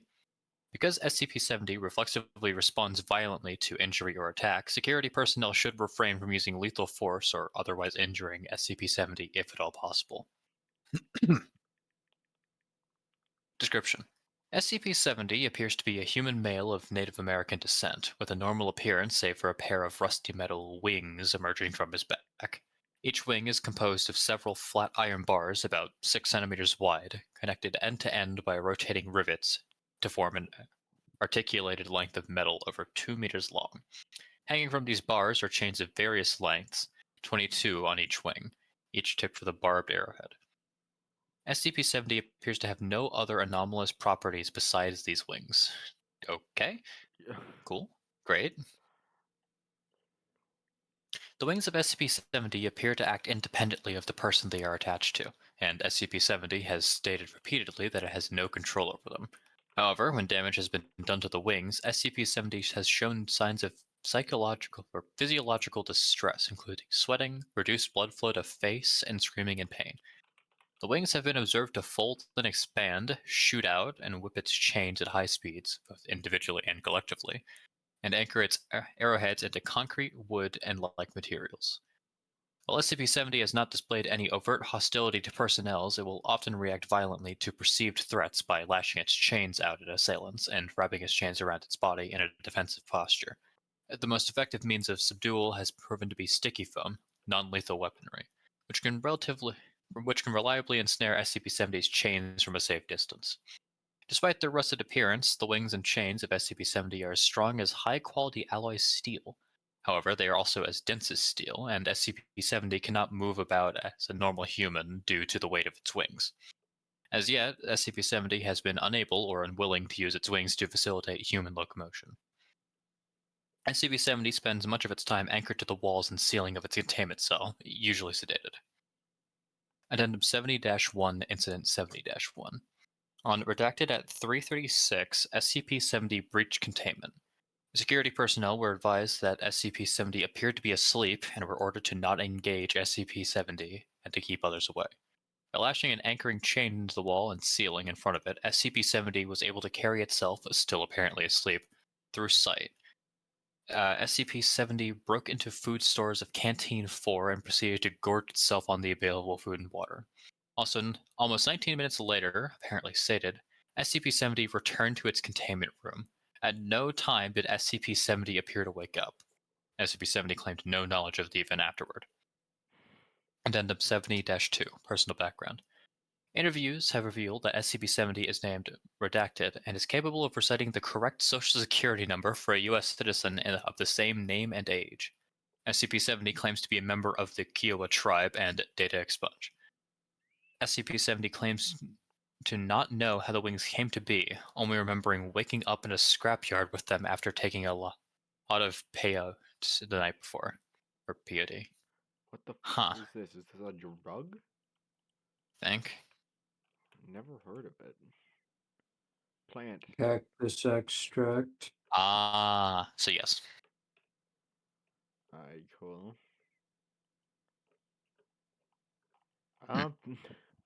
You That's hungry?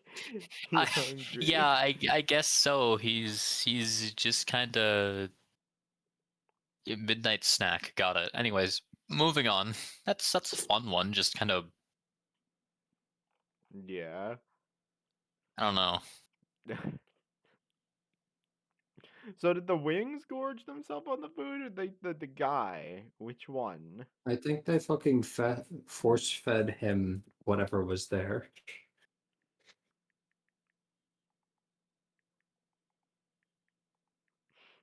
I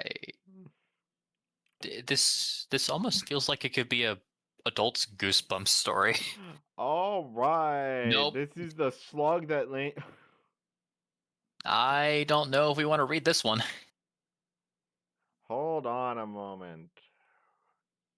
Window capture is off. Okay, there's no actual like image on this that displays. Well, I did figure there would be an image of someone. I don't think we want to read this. Yeah, it might be best to skip any super explicit ones. I know this is Oh, I mainly see. this I is the understand. sexual Okay. slug, right? Yeah, it's Yes, the as far slug as I Uh, that can tell. yeah. I'm just going to Yeah, sum we're this one up for chat. We're not reading it. It's this blob that when perceived shows itself as like something extremely attractive to the viewer until they do the deed with you it. know. So and then they that's die. and then they die probably. I don't fucking know. Dude, Listen, if they don't do it themselves, then I'm sure the foundation staff will just put a bowl in them. yeah. No, like their organs stop functioning. No, I'm saying even But if that weren't the case, I'm pretty sure the foundation staff would just kill them anyway. dolphin pussy jelly? Shut the That's the fuck one. up. Who did I read the last one? Did you read the last one? Who read you read the last one, I right? yes, I read Alright, 70. I'll take this one. Item number SCP-72. Object class safe. Special containment procedures. All known instances of SCP-72 are to be contained in a 3.5 by 4 meter holding cell. Access is allowed only during authorized testing procedures. Without prior approval from Senior Researcher Grant, no materials created for the purpose of being slept on are to be introduced into a 15-meter vicinity of the holding cell. Description: Instances of SCP-72 were first discovered in an apartment building in Redacted, Michigan.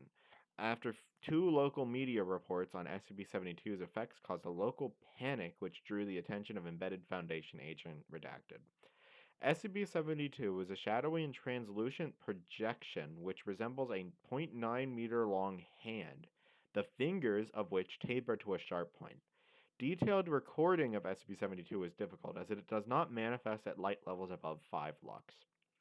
Instances of SCP-72 have only been observed to manifest when a human, hereafter referred to as the subject, enters REM sleep while located in a bed infected by SCP-72 and leaves a foot or feet exposed to open air. If these conditions are satisfied, SCP-72 will emerge from the foot of the bed and appear to use its pointer finger to tap on the subject's foot until they awaken. Subjects have reported that at this point they were unable to move, showing symptoms similar to sleep paralysis. This continues as long as SCP-72 is visible. Hmm. SCP-72 will then use its pointed fingers to cut portions of flesh from the exposed parts of the subject's foot or feet. It will Ugh. return to within the bed in between each removal, emerging without the collected material. This will continue until SCP-72 has taken all of the exposed foot or feet, stopping at the ankle. Though subjects exposed to SCP-72 report this process to be immensely painful, its paralytic effects render them unable to scream or call for help. It is unknown if manifestations of SCP-72 feed on the collected material or use them for some other purpose. As long as the wounds are properly treated, SCP-72's effects are not fatal but have been observed to cause psychological damage relating to sleep in the future. There is also a secondary effect. Any bed within approximately 10-meter vicinity of a bed which manifests the effects of SCP-72 will also host an SCP. I'm Take a breath. struggling. I'm struggling. Ugh. Will also host an instance of SCP-72. Destruction of a bed affected by SCP-72 reveals no anomalous materials and no trace of biological material removed from subjects. Addendum: List of known SCP-72 objects. SCP-72-1, 2, and 3 recovered from original apartment complex. 3 twin-sized beds which were located within 10 meters of one another. SCP-72-4, a king-size 4-poster bed contaminated during SCP-72's time and site redacted, temporary anomalous objects holding. SCP-72-5, a sleeping bag with bottom removed, introduced to SCP-72-1 for testing. When D-Class entered REM sleep in object, data expunged. SCP-72-5 not recommended for testing in future. SCP-72-6 and -7 beds introduced to SCP-62-2 and later destroyed for examination. Remains of SCP-2-6 and 7 appear unaffected but are to be contained until further studies may be completed. It's the monster under your bed.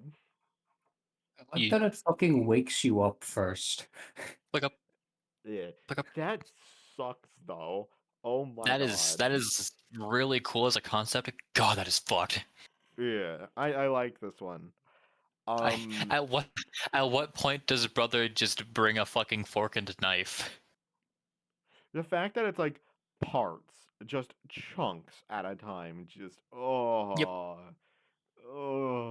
As I said, at what point does he just grab utensils? Yikes. Anyways. I think I had another thought on this, but I forgot it. All right, on to the next one.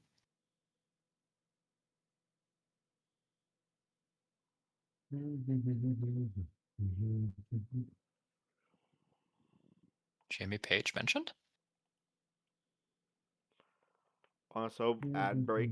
So, oh, this is a longer one. How about it, King? Oh, Oh wait, this is Cain. do you want Cain? I'm not sure actually. I kind of want you to take Cain because I don't want to read a longer one right now. I feel like my brain is deteriorating. Do we want to save Cain and Able is pretty shortly after in the list, as far as I recall. It is 9, but it would be an early Up to you. stream. How far is... I think Cain and Able are like 3, maybe 4 apart from each other. 76 probably? Yeah, 76 is the one that's listed there, so I'm pretty sure. Yeah, we could probably hit 76 today. Probably. Let's do that. All right. Still waiting on ad break. Fantastic.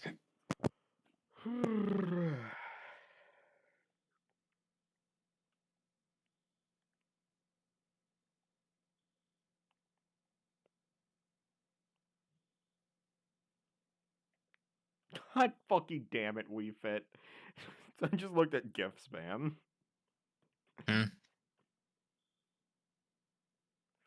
It's just normal Cain, not tainted Cain.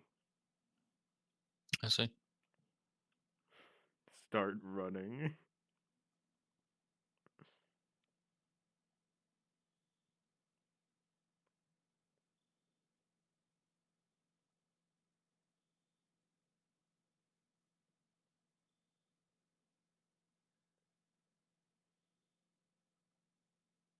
Is that the fucking SCP-096 image? It is.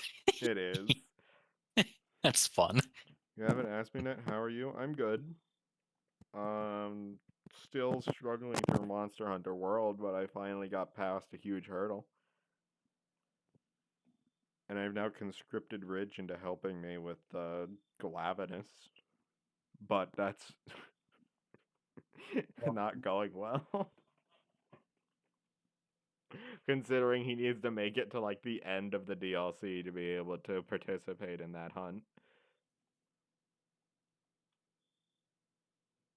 I'll probably be done with it before he reaches that point, genuinely.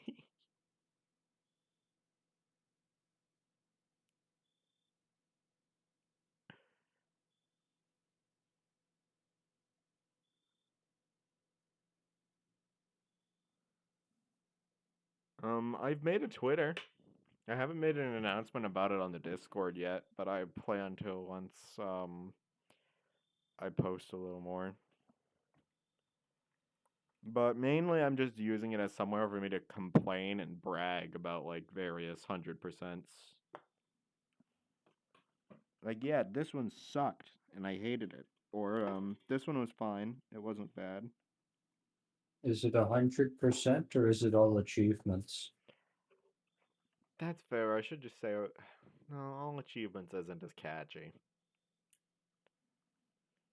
Ah, but it is more accurate. It's more accurate, but it's not as clickbaity. It's like for why the hell would you do a 100 days video in Monster Hunter Wilds? Because that gets more clicks than just me saying I played Monster Hunter Wilds.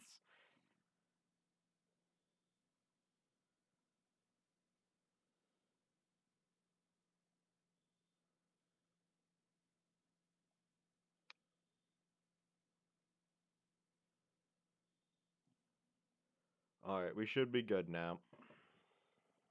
Also, Alright, small one ball. sec. Sorry, I was pilfering tenor for GIFs that were mildly amusing at the time.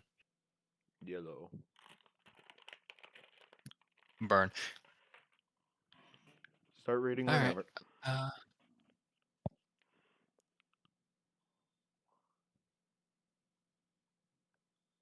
Item number SCP-73. Object Class Euclid. Special Containment Procedures. SCP-73 is to be kept in a 2-room cell furnished with all non-organic furniture and items and a bathroom. Subject is allowed to freely wander the facility and eat in the main canteen. A tracking device has been attached to SCP-73's person and is not to be removed.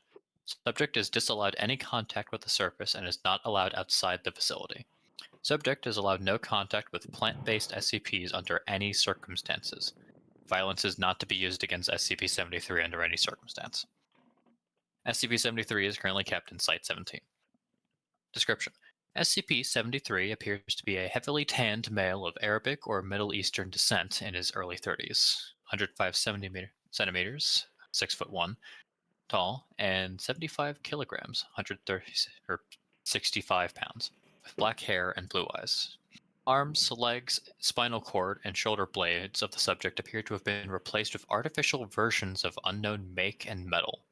Subject only takes notice of this when it is pointed out and states that it has no knowledge of how, why, or when these replacements took place, stating that it had them as long as it could remember. There's a symbol engraved onto the forehead of the subject, which appears to be of Sumerian origin. Subject has of yet been fucking hell. Symbol has of yet been untranslated, and subject appears distressed when the symbol is mentioned at all, refusing to speak on it. Subject does not need to eat or drink on a regular basis, but is strictly carnivorous, owing to its effects on plant-based items. SCP-73, who refers to itself as a Cain, is generally polite and genial to all who speak to it, though it has been described as being cold and somewhat mechanical in its speech. It is very helpful and enjoys aiding personnel in their daily actions, whatever they may be. It has highly detailed knowledge of ancient to recent events in history, and most commonly spoken languages in the world, including ones that have since died out. Subject has professed to have a photographic memory, remembering word for word all text in an 800-page dictionary that it was flicked through in a minute and a half. It has scored above average in all intelligence tests given to it. SCP-73's presence is inimical. Inimical? Okay. You want me to Inimical Google to it? any and It probably just means it kills it. I mean, yeah, I Yeah. assume, but I've never seen that word before. Neither have I. Inimical to any and all life grown in soil, causing death to any such life within a 20-meter radius. Any land SCP-73 has walked on, and any within the 20-meter radius, becomes barren and all anaerobic bacteria dies, rendering the soil incompatible of supporting life until new bacteria are introduced. Anything that is derived from soil-grown life, such as wood and paper, immediately rots and disintegrates upon touch of SCP-73. Further affected derivatives include anything hydroponically grown. Okay, So cool. what happens if someone like eats a salad or something and then walks within 20 meters? Does it just fucking like rot in their stomach? Ugh. No, on touch. Anything grown only deteriorates on touch. Hang on, scroll back up just a bit. Sorry, don't mean to. Okay, yeah, it has to be untouched, but anything that it touches within 20 meters gets fucking reduced to atoms. Understood. That was a really Anything of sour plant smog life. ball. That was a. Christ. Ugh. Oh. God, okay. No fucking way! No way! How do Oh my god! Did they misspell Able, or is it normally spelled Able in that way? It's normally spelled that way, I think. I mean, in terms of SCP. I've seen people spell Able both ways into the biblical sense, though I imagine only one of them is correct.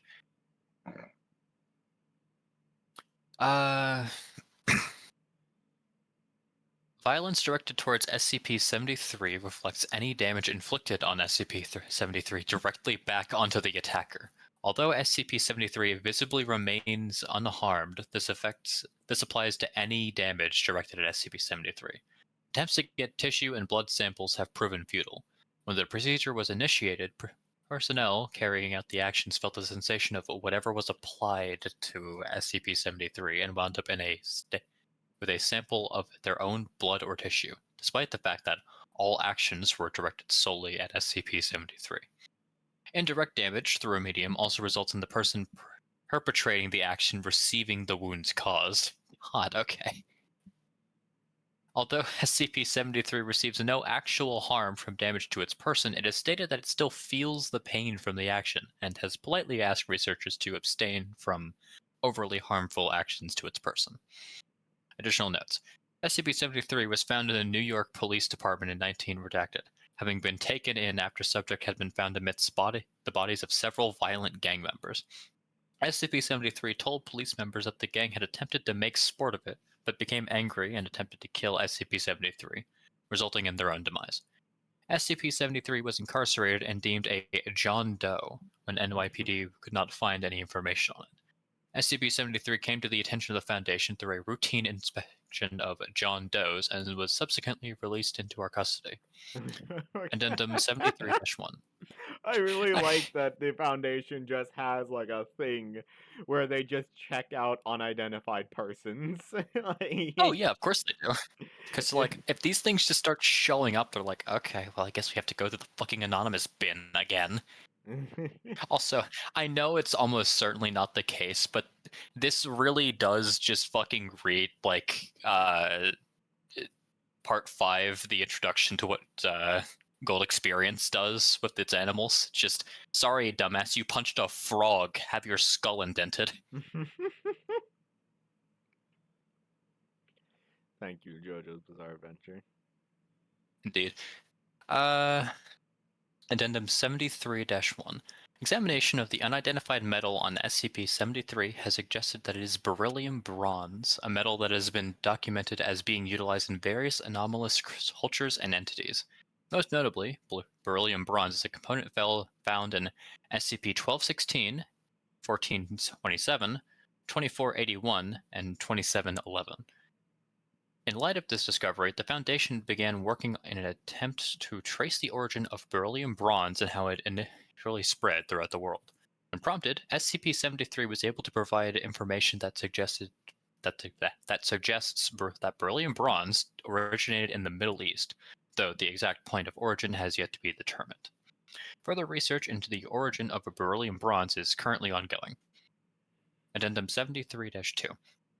In light of SCP-73's indestructible nature, photographic memory, and general will to please, High Command has deemed that all information is to be backed up on SCP-73, ensuring it is not lost in the event of a catastrophe. While this action has been met with mixed responses, SCP-73 has agreed and sworn itself to secrecy on its part. Addendum 73-3. When information concerning SCP-76 was brought to the attention of SCP-73 for backing up, subject showed familiarity with the information, although it was disinclined to adding to it, despite the fact that it was stated that it already knew all about SCP-76.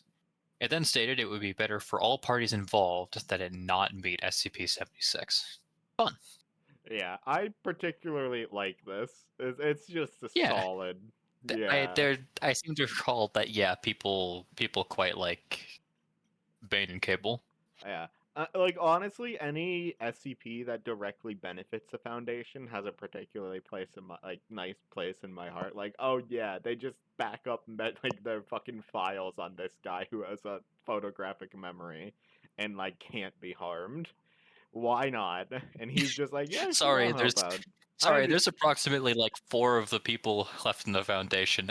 Cain, gonna need you to start transcribing shit, buddy. Cain, can you make your way to the fucking Can you make your way to the facility under Yellowstone National Park, please? No specific reason.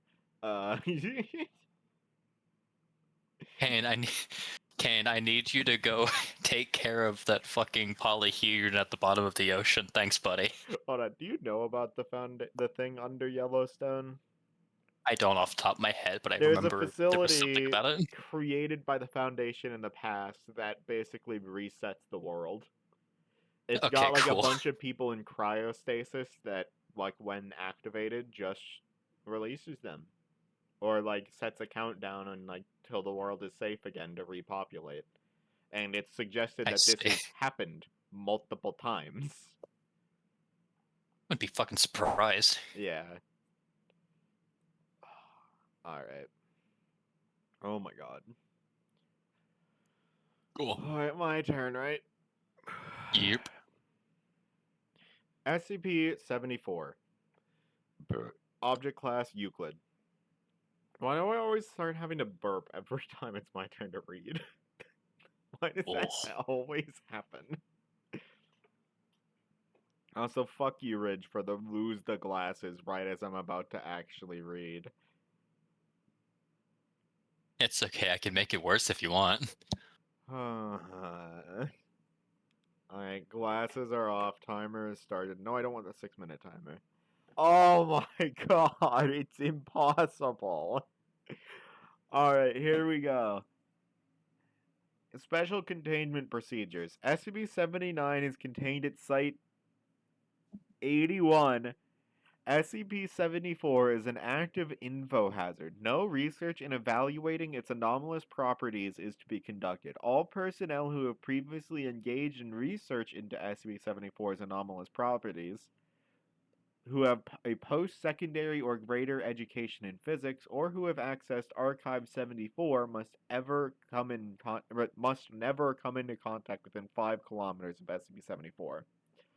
SCP-74 is contained within a 6 by 6 by 3 meter reinforced glass chamber. Hold on, I gotta move my phone so that I can reach Hey, there's this. a thing. A smaller containment chamber significantly increases the probability of SCP-74 spontaneously breaching containment. Cool. Great. Filtered to block all ultraviolet light and situated within a windowless room lit by monochromatic safe lights, which serves as secondary containment. The containment chamber is to be surrounded with scaffolds bearing sheets of live cultured human skin held parallel to the surfaces of the containment chamber and arranged overlapping each other such that lateral coverage is at least 95%. Skin sheets must be a minimum of 3 millimeters thick and warm to 37 degrees Celsius. What the fuck is this? Warm to 37 degrees Celsius. And must be grown from samples provided by D-class personnel with no less than a middle school education and no more than a high school education. All skin sheets are to be examined on a daily basis for instances of SCP-74-1. All instances of 74-1 are to be excised and incinerated. SCP-74 is to be fed 75 grams of fresh shredded apple, genus Malus, leaves, bark, and fruit, hydroponically grown to ensure lack of pollutants and foreign organisms, once a day via a mechanical dispenser. In the event of a spontaneous containment breach, personnel can coerce SCP-74 into returning to its containment by first occupying each of its 4 sets of jaws with an entire raw apple, then physically pushing SCP-74 in the desired direction, gently tapping its compound eyes with an open palm, or spraying its front pair of antennae with a 0.5 solution of methanoic acid. What the fuck is this thing? I'm so glad I'm not reading this, by the way. What? Did my timer stop? No, it didn't. Okay. Description: SCP-74 is an anomalous organism which uses various quantum properties at a macroscopic scale, and in other ways modifies the standard laws of physics within its immediate vicinity. The specific nature of these modifications appears to be linked to the extent to which humans in SCP-74's vicinity are aware of the precise details of the physical laws which SCP-74 modifies, such that research to determine whether SCP-74 has a given property or capability results in SCP-74 developing or manifesting that property or capability. Archive 74, a full list of the anomalous physical phenomena known to be or to have been associated with SCP-74, is available to personnel level 3 or higher. Personnel who have access to this document will be disqualified from working with SCP-74 or for any other reason coming within 5 kilometers of Site-81. Umamusume, Blyridge. SCP-74 has Cool. repeatedly manifested the ability to spontaneously materialize at locations as much as 3 meters outside its primary containment. This is believed to be analogous to quantum tunneling. Foundation and entomologists have tentatively identified SCP-74 as belonging to the order Isopoda, commonly known as woodlouse. Its inertial mass is approximately 1,700 kilograms, but its gravitational mass is approximately 375 grams. Its volume has been estimated at 1.7 cubic meters, approximately the size of a compact car. Oh my god. SCP-74 is a female, although it lacks a typical isopod marsupium or brood pouch in which eggs are incubated. Oh my god, I can put my glasses back on. Oh, that was awful. That was awful. That's the first time I've actually had to read most of an article without my glasses on. And parthenogenetic periodically, approximately 1.3 times per hour, when SCP-74 is shielded from ultraviolet light, and approximately 29.2 times per hour when SCP-74 is exposed to unfiltered daylight.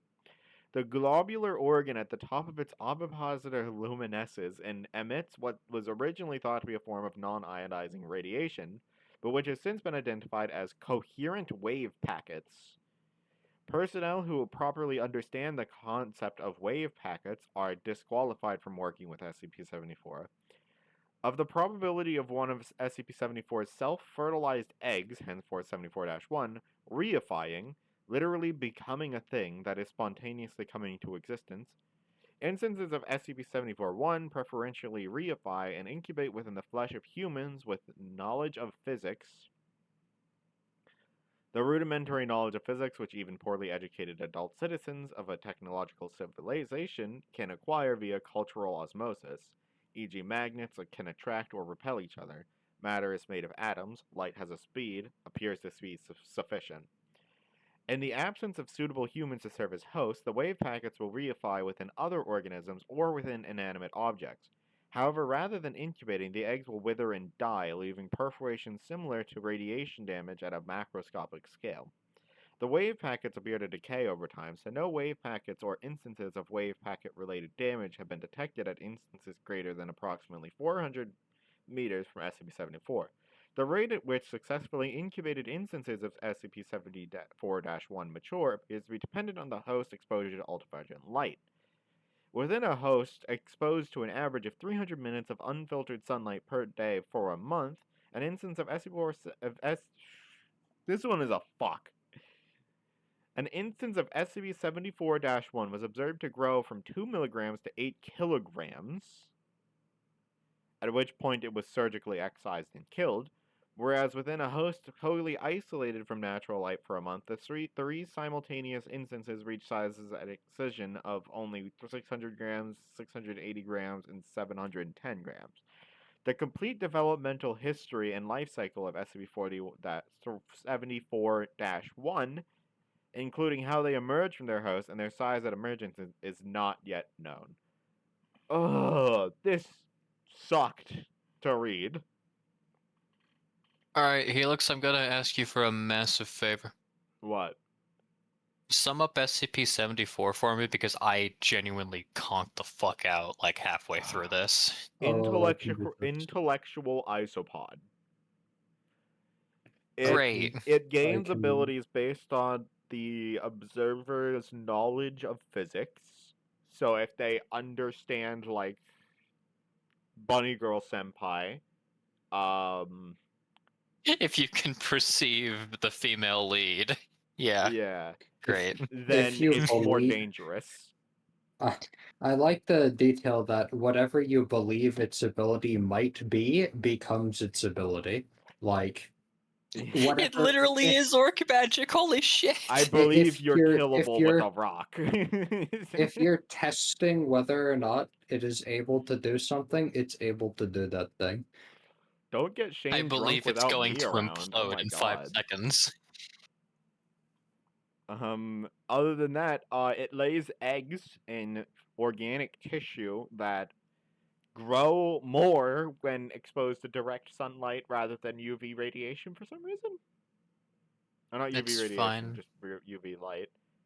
Um, that's just. Oh! That was that thing. Do you want me to take this one too, so you can have Abel? I was gonna let you have Abel.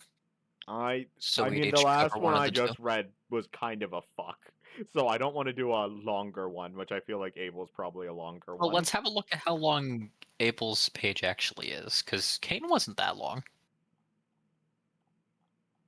Ooh. And that's before we get to addendum. Okay, yeah. Yeah, Do maybe you? I take Abel. Yeah. Fair enough. SCP-75. Object class Euclid. Special containment procedures. SCP-75 is contained in a 1 meter by 1 meter by 1 meter Level 4 corrosion resistant container, which must be contained in a secure chamber with equal corrosion resistance. The absolute humidity of the chamber may not exceed 1% at any time. Medicinal grade desiccants must be available at all times in order to maintain this level of humidity. If the humidity of SCP-75's chamber ever exceeds 1%, all personnel are to be evacuated immediately and the site will be locked down until the humidity is reduced to acceptable levels. Think about this. How fucking often do SCP like sites go into lockdown? Like, Probably the pretty snail's frequently. containment breached like 1% humidity. Everyone evacuate, and then it's like, oh, this is gonna put me behind on my work, and I'm So gonna I have to stay know late. what's the highest numbered site you can think of off the top of your head, Helix? Probably not anything over 20. But that's because I usually block out that information as, oh, it's just a site. I seem to recall there being sites in like the 60s. There probably are. There's sites all over the world. It's just usually that's just a filler number. Yeah, I I imagine so. I have to wonder, how do they like determine what SCPs can be stored in what things? Like obviously things like the fucking Red Lake and shit like that can't be moved, so they build a site around that. That's fine. That's its own thing. Yeah. But like, how do you determine what things are stored in the same site as like 173, for example? Yeah. What's deemed safe? Do you just store a bunch of the safe class objects that don't do shit unless you walk in and touch it? Yeah, probably. How what site in lore would canonically be as close to the one from Containment Breach, Red, doomed to fail, as possible? Author's will. Yeah, probably. I mean, If the yeah. author deems it to be so, there's no other facilities. It's just one. It's so dangerous. God's will, die. Alright. All personnel who Anyway. enter SCP-75's containment chamber must wear MOP Level 4 protection. Injection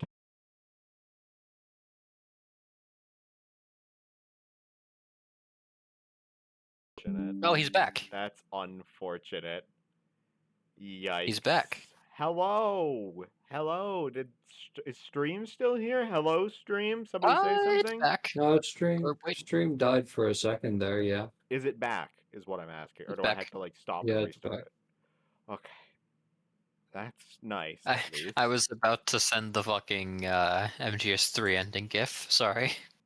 Yeah. All right. Where did it stop me reading? Should I just start from where I started again? Just start the paragraph over. All personnel who enter SCP-75's containment chamber must wear MOP Level 4 protection. Injection tests, as well as any tests which involves an aqueous solution, are strictly forbidden. If any such solution comes into contact with SCP-75, the area will be immediately locked down and flooded with desiccant until the humidity is brought back to acceptable levels. Evacuation of personnel remaining in the area is prohibited. Description: SCP-75 resembles a large snail 20 centimeters in length, 13 centimeters in width, and 15 centimeters in height, with a muscular foot resembling a six-fingered clawed hand.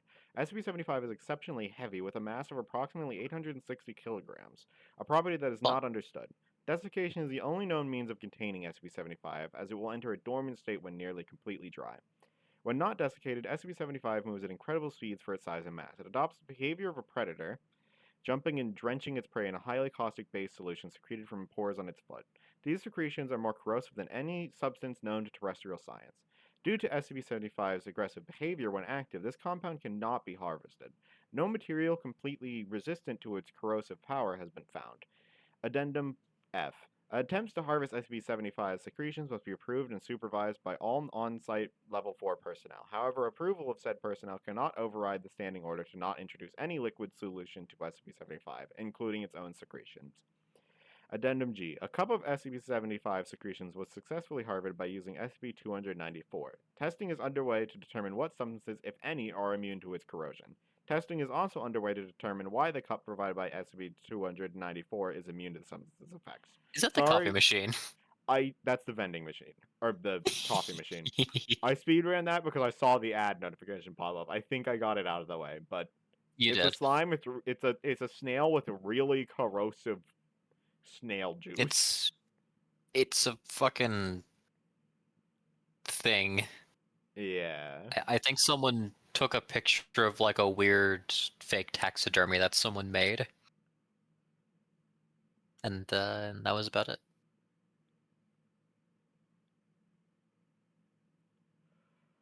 Honestly, not a bad SCP. I like the little just object ones. It is. Yeah, it's just how the fuck did they ever figure out how to contain this thing? Is my only question. I mean, the 'Cause, thought process is remarkably similar to how you would contain a normal snail. If it doesn't yeah, have but moisture in its reducing body, the humidity in a room doesn't seem like a particularly easy thing to do. just throw salt on it. Its fucking cell is just like there's 30 fucking dehumidifiers. Uh, there's a dehumidifier for every % that you need removed from that fucking room. Incredible. Alright, give it 40 Do they have to seconds, then we can achieve? start this. Do they have to achieve that level of humidity by just burning the air out of that room?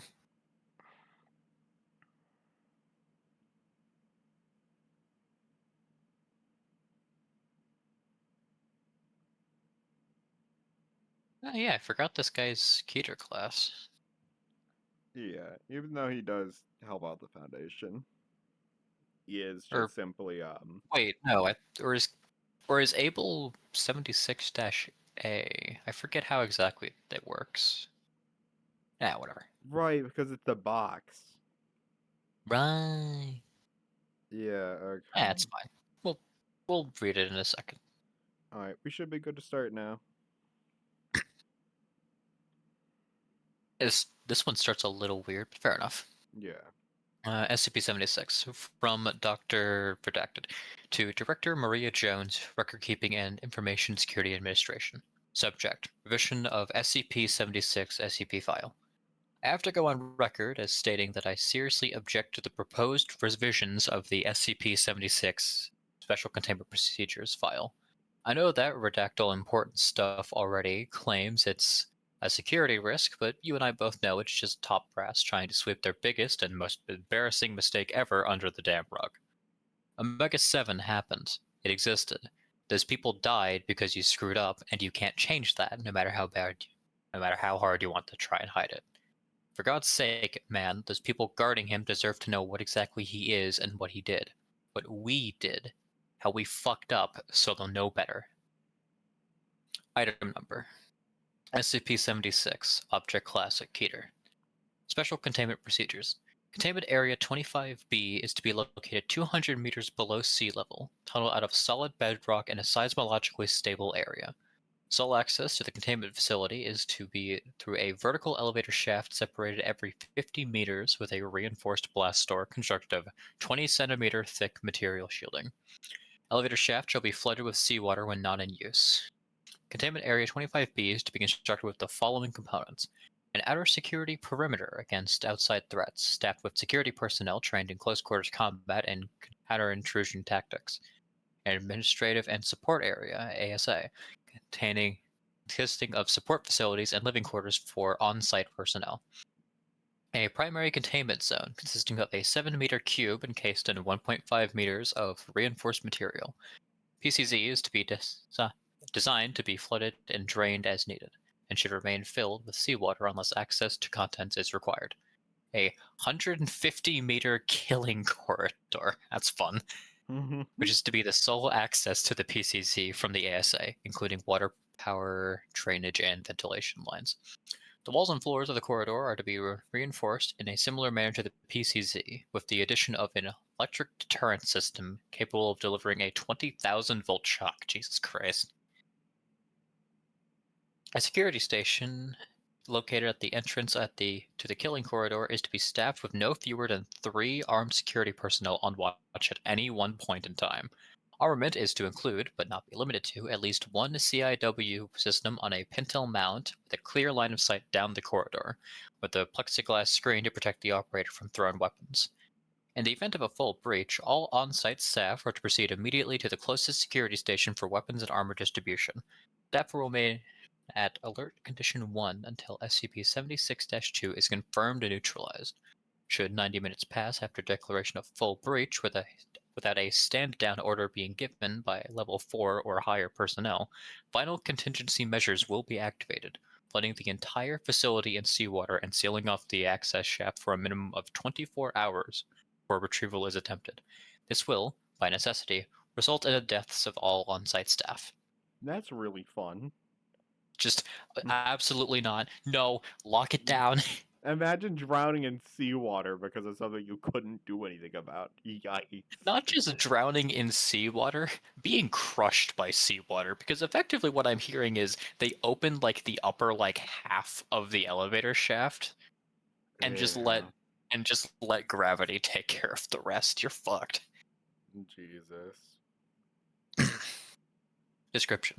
SCP-76 consists of 2 components, a stone cube, SCP-76-1, and a humanoid entity contained within, SCP-76-2. SCP-76-1 is a 3-meter cube made of black speckled metamorphic stone. All surfaces outside and within SCP-76-1 are covered in deeply engraved patterns corresponding to no known civilizations. Radioisotope analysis indicates that the object is approximately 10,000 years old. A door is located on one side, sealed with a lock 0.5 meters in width, surrounded by 20 smaller locks in a circular pattern. As of yet, none of the keys have been found, making the door impossible to lock once closed. Interior temperature is approximately 93 Kelvin and cannot be altered by any means, internal or external. Directly in the center of the room is a 2.13 meter tall stone coffin held in place and sealed shut by several chains of unknown make and substance, which are attached to the inner corners of SCP-76-1. Christ, okay, I get it. You're storing Alucard in there.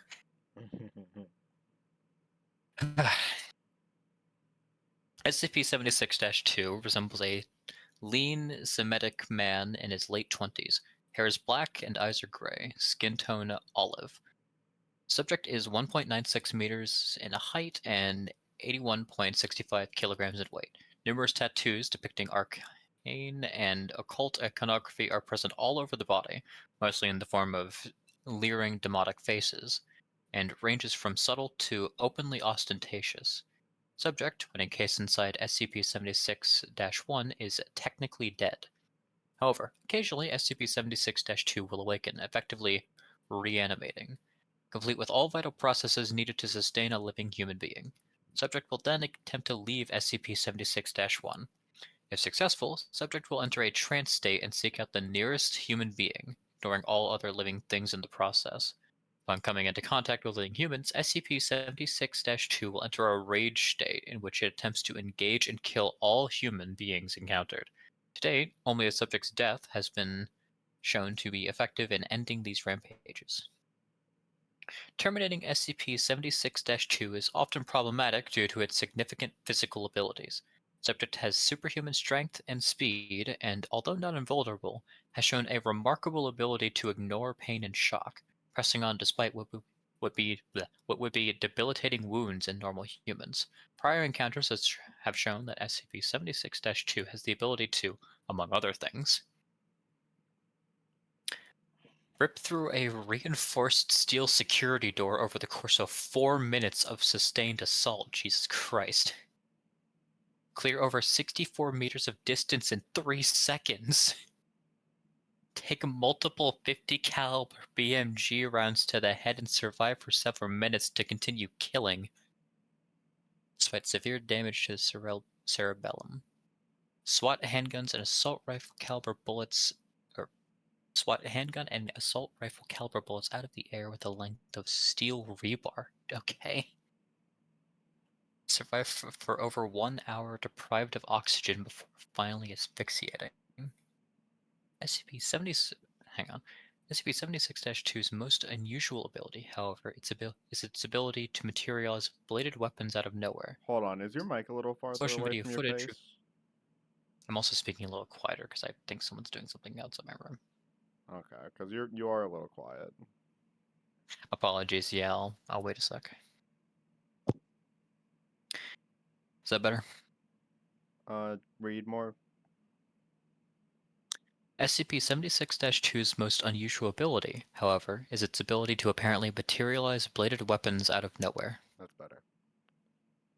Okay. Slow-motion video footage reveals that the blades in question are actually pulled from a miniature dimensional rift described as a small hole in space. Where this portal leads is unknown, and is how SCP-76-2 is capable of generating, as is how SCP-76-2 is capable of generating said rifts. Footage of the blades in question shows them to be made out of a completely non-reflective black material, appearing as a black void in space. As the blades rapidly vanish after leaving the subject's possession, no structural analysis is possible at this time. SCP-76-2 has effectively been killed several times in various manners. Sustained fire from multiple heavy caliber machine guns. Asphyxiation. Crushed beneath a 13.6 metric ton piece of elevator equipment for use on SCP-76-1. They just killed him with the elevator. Cremation through the use of a thermite TH3 grenade placed directly inside of his open chest cavity. Okay. During the worst breach to date, Containment Area 25, which previously housed SCP-76, was forced to detonate its on-site warhead as a last attempt to contain SCP-76-2 while it was attempting to escape, resulting in total destruction of the site and all on-site personnel. SCP-76-1 survived. Okay, for a second I misunderstood. You I'm thought like, he tanked that shit? his ass did not survive a fucking nuke. I refuse to believe it. Upon death, SCP-76-2's remains will putrefy rapidly until reduced to dust. SCP-76-1 and the coffin within will then slam shut with great force, and the lock will rotate, sealing it shut. SCP-76-2 will then reform within the coffin, a process taking anywhere from 6 hours to 25 years. Great. A posthumous analysis of SCP-76-2 exists shows that it has an internal system highly different from our own, documented in Data Expunged. Additional. SCP-76 was found in redacted Mongolia in 18, redacted by archaeologists from England. All members of the expedition were subsequently killed on the return voyage home. SCP-76 was recovered from the ship, redacted by the Redacted Society, one of the organizations that later merged into the modern Global Occult Coalition, and placed on display in their inner sanctum.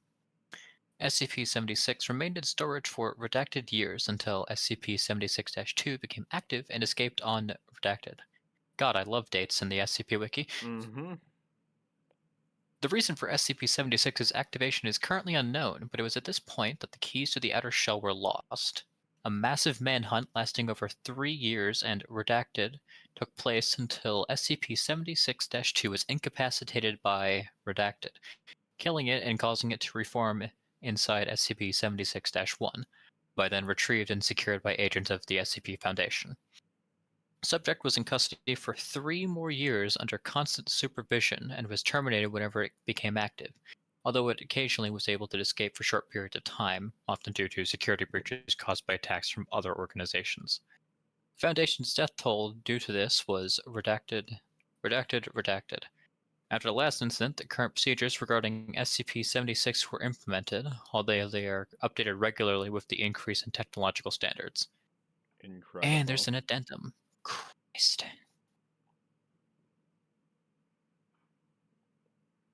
You can hit proceed. Just I'm not sure if it's gonna. Just read it. Sorry, I need to take a sip of something there. SCP-76 classified eyes only. All information regarding Project Able and Mobile Task Force Omega-7, Pandora's Box, is classified Q clearance? I think Or so. O clearance. I hate the font they used. O clearance by order of the O5 Council. By proceeding, you are acknowledging that you have clearance to view these files and that you have received need-to-know permission from the appropriate level 4 or higher authority. Yeah, okay. Mobile Task Force Omega-7 Incident Log. From Director Maria Jones, Record Keeping and Information Security Administration. 2 Level 4 Administrators. Subject: RISA Update to Security Protocol Re Supplemental Information Re SCP-76. File name Addendum 76-1. Project Able and Mobile Task Force Omega-7. Prior classification 05. New classification Level 3. Need to know basis. Effective date redacted. Okay. Psychological profile of subject SCP-76-2. SCP-76-2 either possesses a mind constructed much differently than our own or is completely insane, with little empathy or ideas in a way that we would understand it. Concepts such as sex, love, and equality are completely foreign ideas to SCP-76-2, or at least in comparison to its ways of viewing them.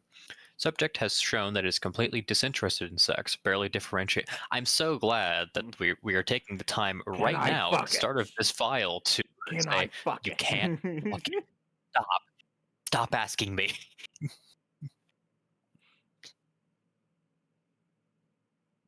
You just know that the original writer of this had that one friend who browses Tumblr.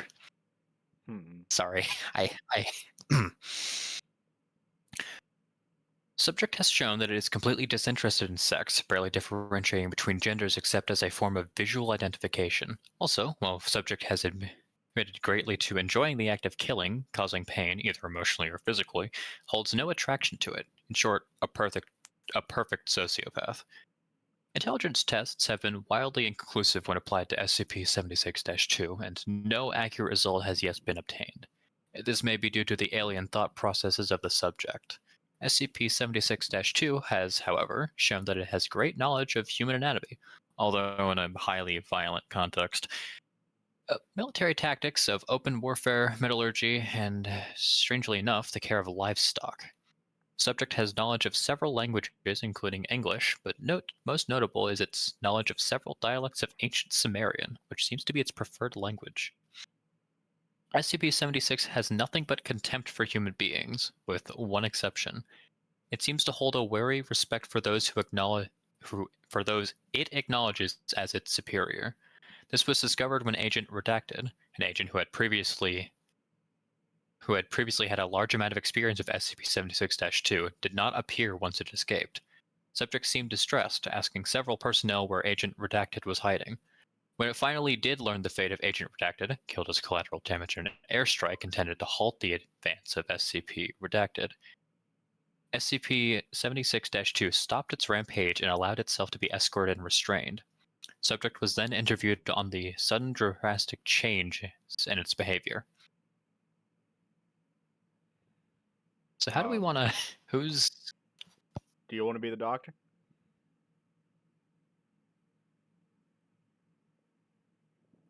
I don't care either way. Do I bother trying Ancient Sumerian? Just say Clanker and be done with it. Alright, cool. Why are you so interested in the... Sorry. Begin log. Why are you so interested in the death of Agent... Fucking Clanker. Why does his death bother you? You've killed many humans before. Why is he so... Different? Because unlike you, Clanker, he was a challenge, a real enemy. Why would that be good for you? Every time you've awoken, you've tried to escape. He was responsible for apprehending you several times. Surely you must be glad he's dead. I would hardly expect you to understand. Do you know he managed to shoot me in the head over redacted times? A man like that deserves to die in combat, so close to his opponent he could feel his breath. Not in some clanker destruction ordered by cowardly kings and princes safe in their palaces. The rest of you disgust me. I don't even have the urge to strike you down. The subject is silent from then on, refusing to speak or respond. End of log. This indicates a possible psychological inlet into SCP-76-2's mind, and a possible control mechanism. Given this massive drain of resources SCP-76-2 causes due to its escape attempts, and considering Bow Commission's stated desire to weaponize SCP projects for tactical purposes, I recommend that we pursue this course of action as soon as possible. Dr. P. From Redacted to Dr. P. Project Omega-7. Subject redacted. He said yes. Oh man, I'm so glad! When's the wedding, boys? Project proposal. Mobile Task Force Omega-7. Pandora's Box. Mission statement. Support of SCP-76-2 Able in the field, in high-risk tactical situations. Task Force Organization. Task Force Special Asset Able, Task Force Leader Redacted, 10 to 20 field agents divided into 5 teams of 3 to 5 each.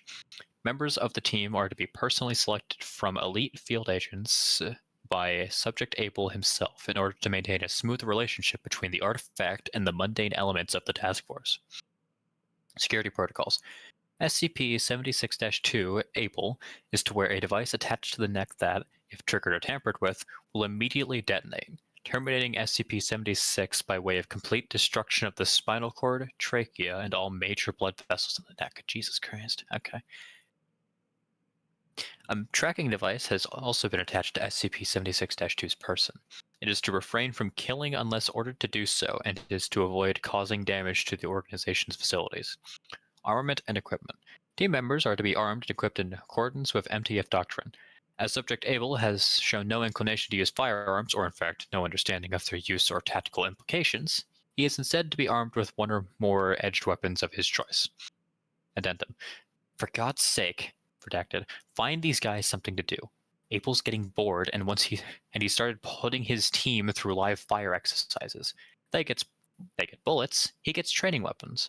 Have you ever seen someone break a man's jaw using a Nerf sword? He's not going to stop until someone gets killed. Redacted. Incredible. Fantastic. Thank you, Able. Fucking Nerf sword. Just... Report by Dr. P. Project Omega-7. In light of SCP-76-2... I'm just going to say SCP-76. Yeah. In light of SCP-76's proficient use of the Sumerian language, researchers have asked it to translate several documents. While it originally replied with disinterest, it has translated some of the documents it found worthy of its attention. Most of the documents chosen by SCP-76 were regarding battles or legendary heroes, one of its favorites in particular being the Epic of Gilgamesh. However, when researcher presented it with the symbol of From SCP-73. Upon sight of this, SCP-76 became highly enraged, killing several of the researchers before its kill switch could be activated. When revived and questioned about this, SCP-76 responded aggressively, and that line of questioning was immediately dropped. It is recommended anything pertaining to SCP-73 never be brought to the attention of SCP-76, and that the two are never to be in the same facility. Addendum 76-7. Recently, SCP-105 has been accepted into Mobile Task Force Omega-7, having beaten SCP-76-2 in a contest to see which of the two could activate several devices, each spaced over a mile away from each other and the starting point. SCP-105 managed to score significantly higher than SCP-76 by using her inherent abilities to her advantage. SCP-76 ceded defeat and allowed her entry into the group. Addendum 76-9. Proposed introduction of SCP-6 to SCP-682 put on indefinite hold. Those of security clearance level 4 or higher may request access to Contingency 76-2, number 3. Great. Addendum 76-23. Further request of the Bow Commission, Mobile Task Force Omega-7 is to be filled in the redacted region of against so on and so forth. God, I hate redaction so much sometimes. Yeah. From Dr. Redacted to Dr. P, Project Omega-7. Subject, don't do it. For God's sake, don't do it. It's bad enough that they're trying to weaponize Iris too. Don't let the military bully us into doing their dirty work against some sand farmers. And from General Redacted Bow to Dr. P, Project Omega-7. Subject, a job well done. 1 second. That's fair. This stuff Excellent hurts work, your Doctor. brain after a while. More so my throat. Excellent work, Doctor. The mission went exactly as expected. We'll be calling you again if we need your help. I'm just going to say General Bow. From Dr. Redacted to Dr. P, Project Omega-7. Subject, I hope you're fucking proud of yourself, motherfucker. Hello.jpg. Because you're a bigger asshole than this guy. That's fun. Okay. From Dr. P to Omega-7 team. Subject, reassignment. As of this moment, Dr. Redacted has been reassigned to SCP-682 as Level 1 personnel. Oh. L. Oh. Remind me, what's That's Level 1 personnel again? probably not Is that D good. class? I don't think that's D class. We should probably take the time after this to figure out what each level designation actually directly means, if it even has that. I don't know. Maybe next stream if we remember. Not this stream, but at some point we probably should brush up. Yeah. From Dr. P to General Bow. Subject, problems. Data expunged. Despite our best efforts, Subject Able is proving difficult to control. All our attempts to keep him engaged have been more or less unsuccessful. The problem is, he's a perfect killing machine, and that's all he wants to do. Which seems like exactly what we wanted, but the problem is, we can't seem to turn him off. Data expunged. I'm running out of missions to give him, and the ones I've got left aren't engaging him mentally. He's trying to lash out at the other team members. It's only a matter of time before something goes wrong. Requesting permission to discontinue the project and neutralize Able temporarily, until we can find something more for him to do. From General Bow to Dr. P. Subject problems. Unacceptable. Neutralizing Subject Able at this point is going to cause us an unacceptable delay.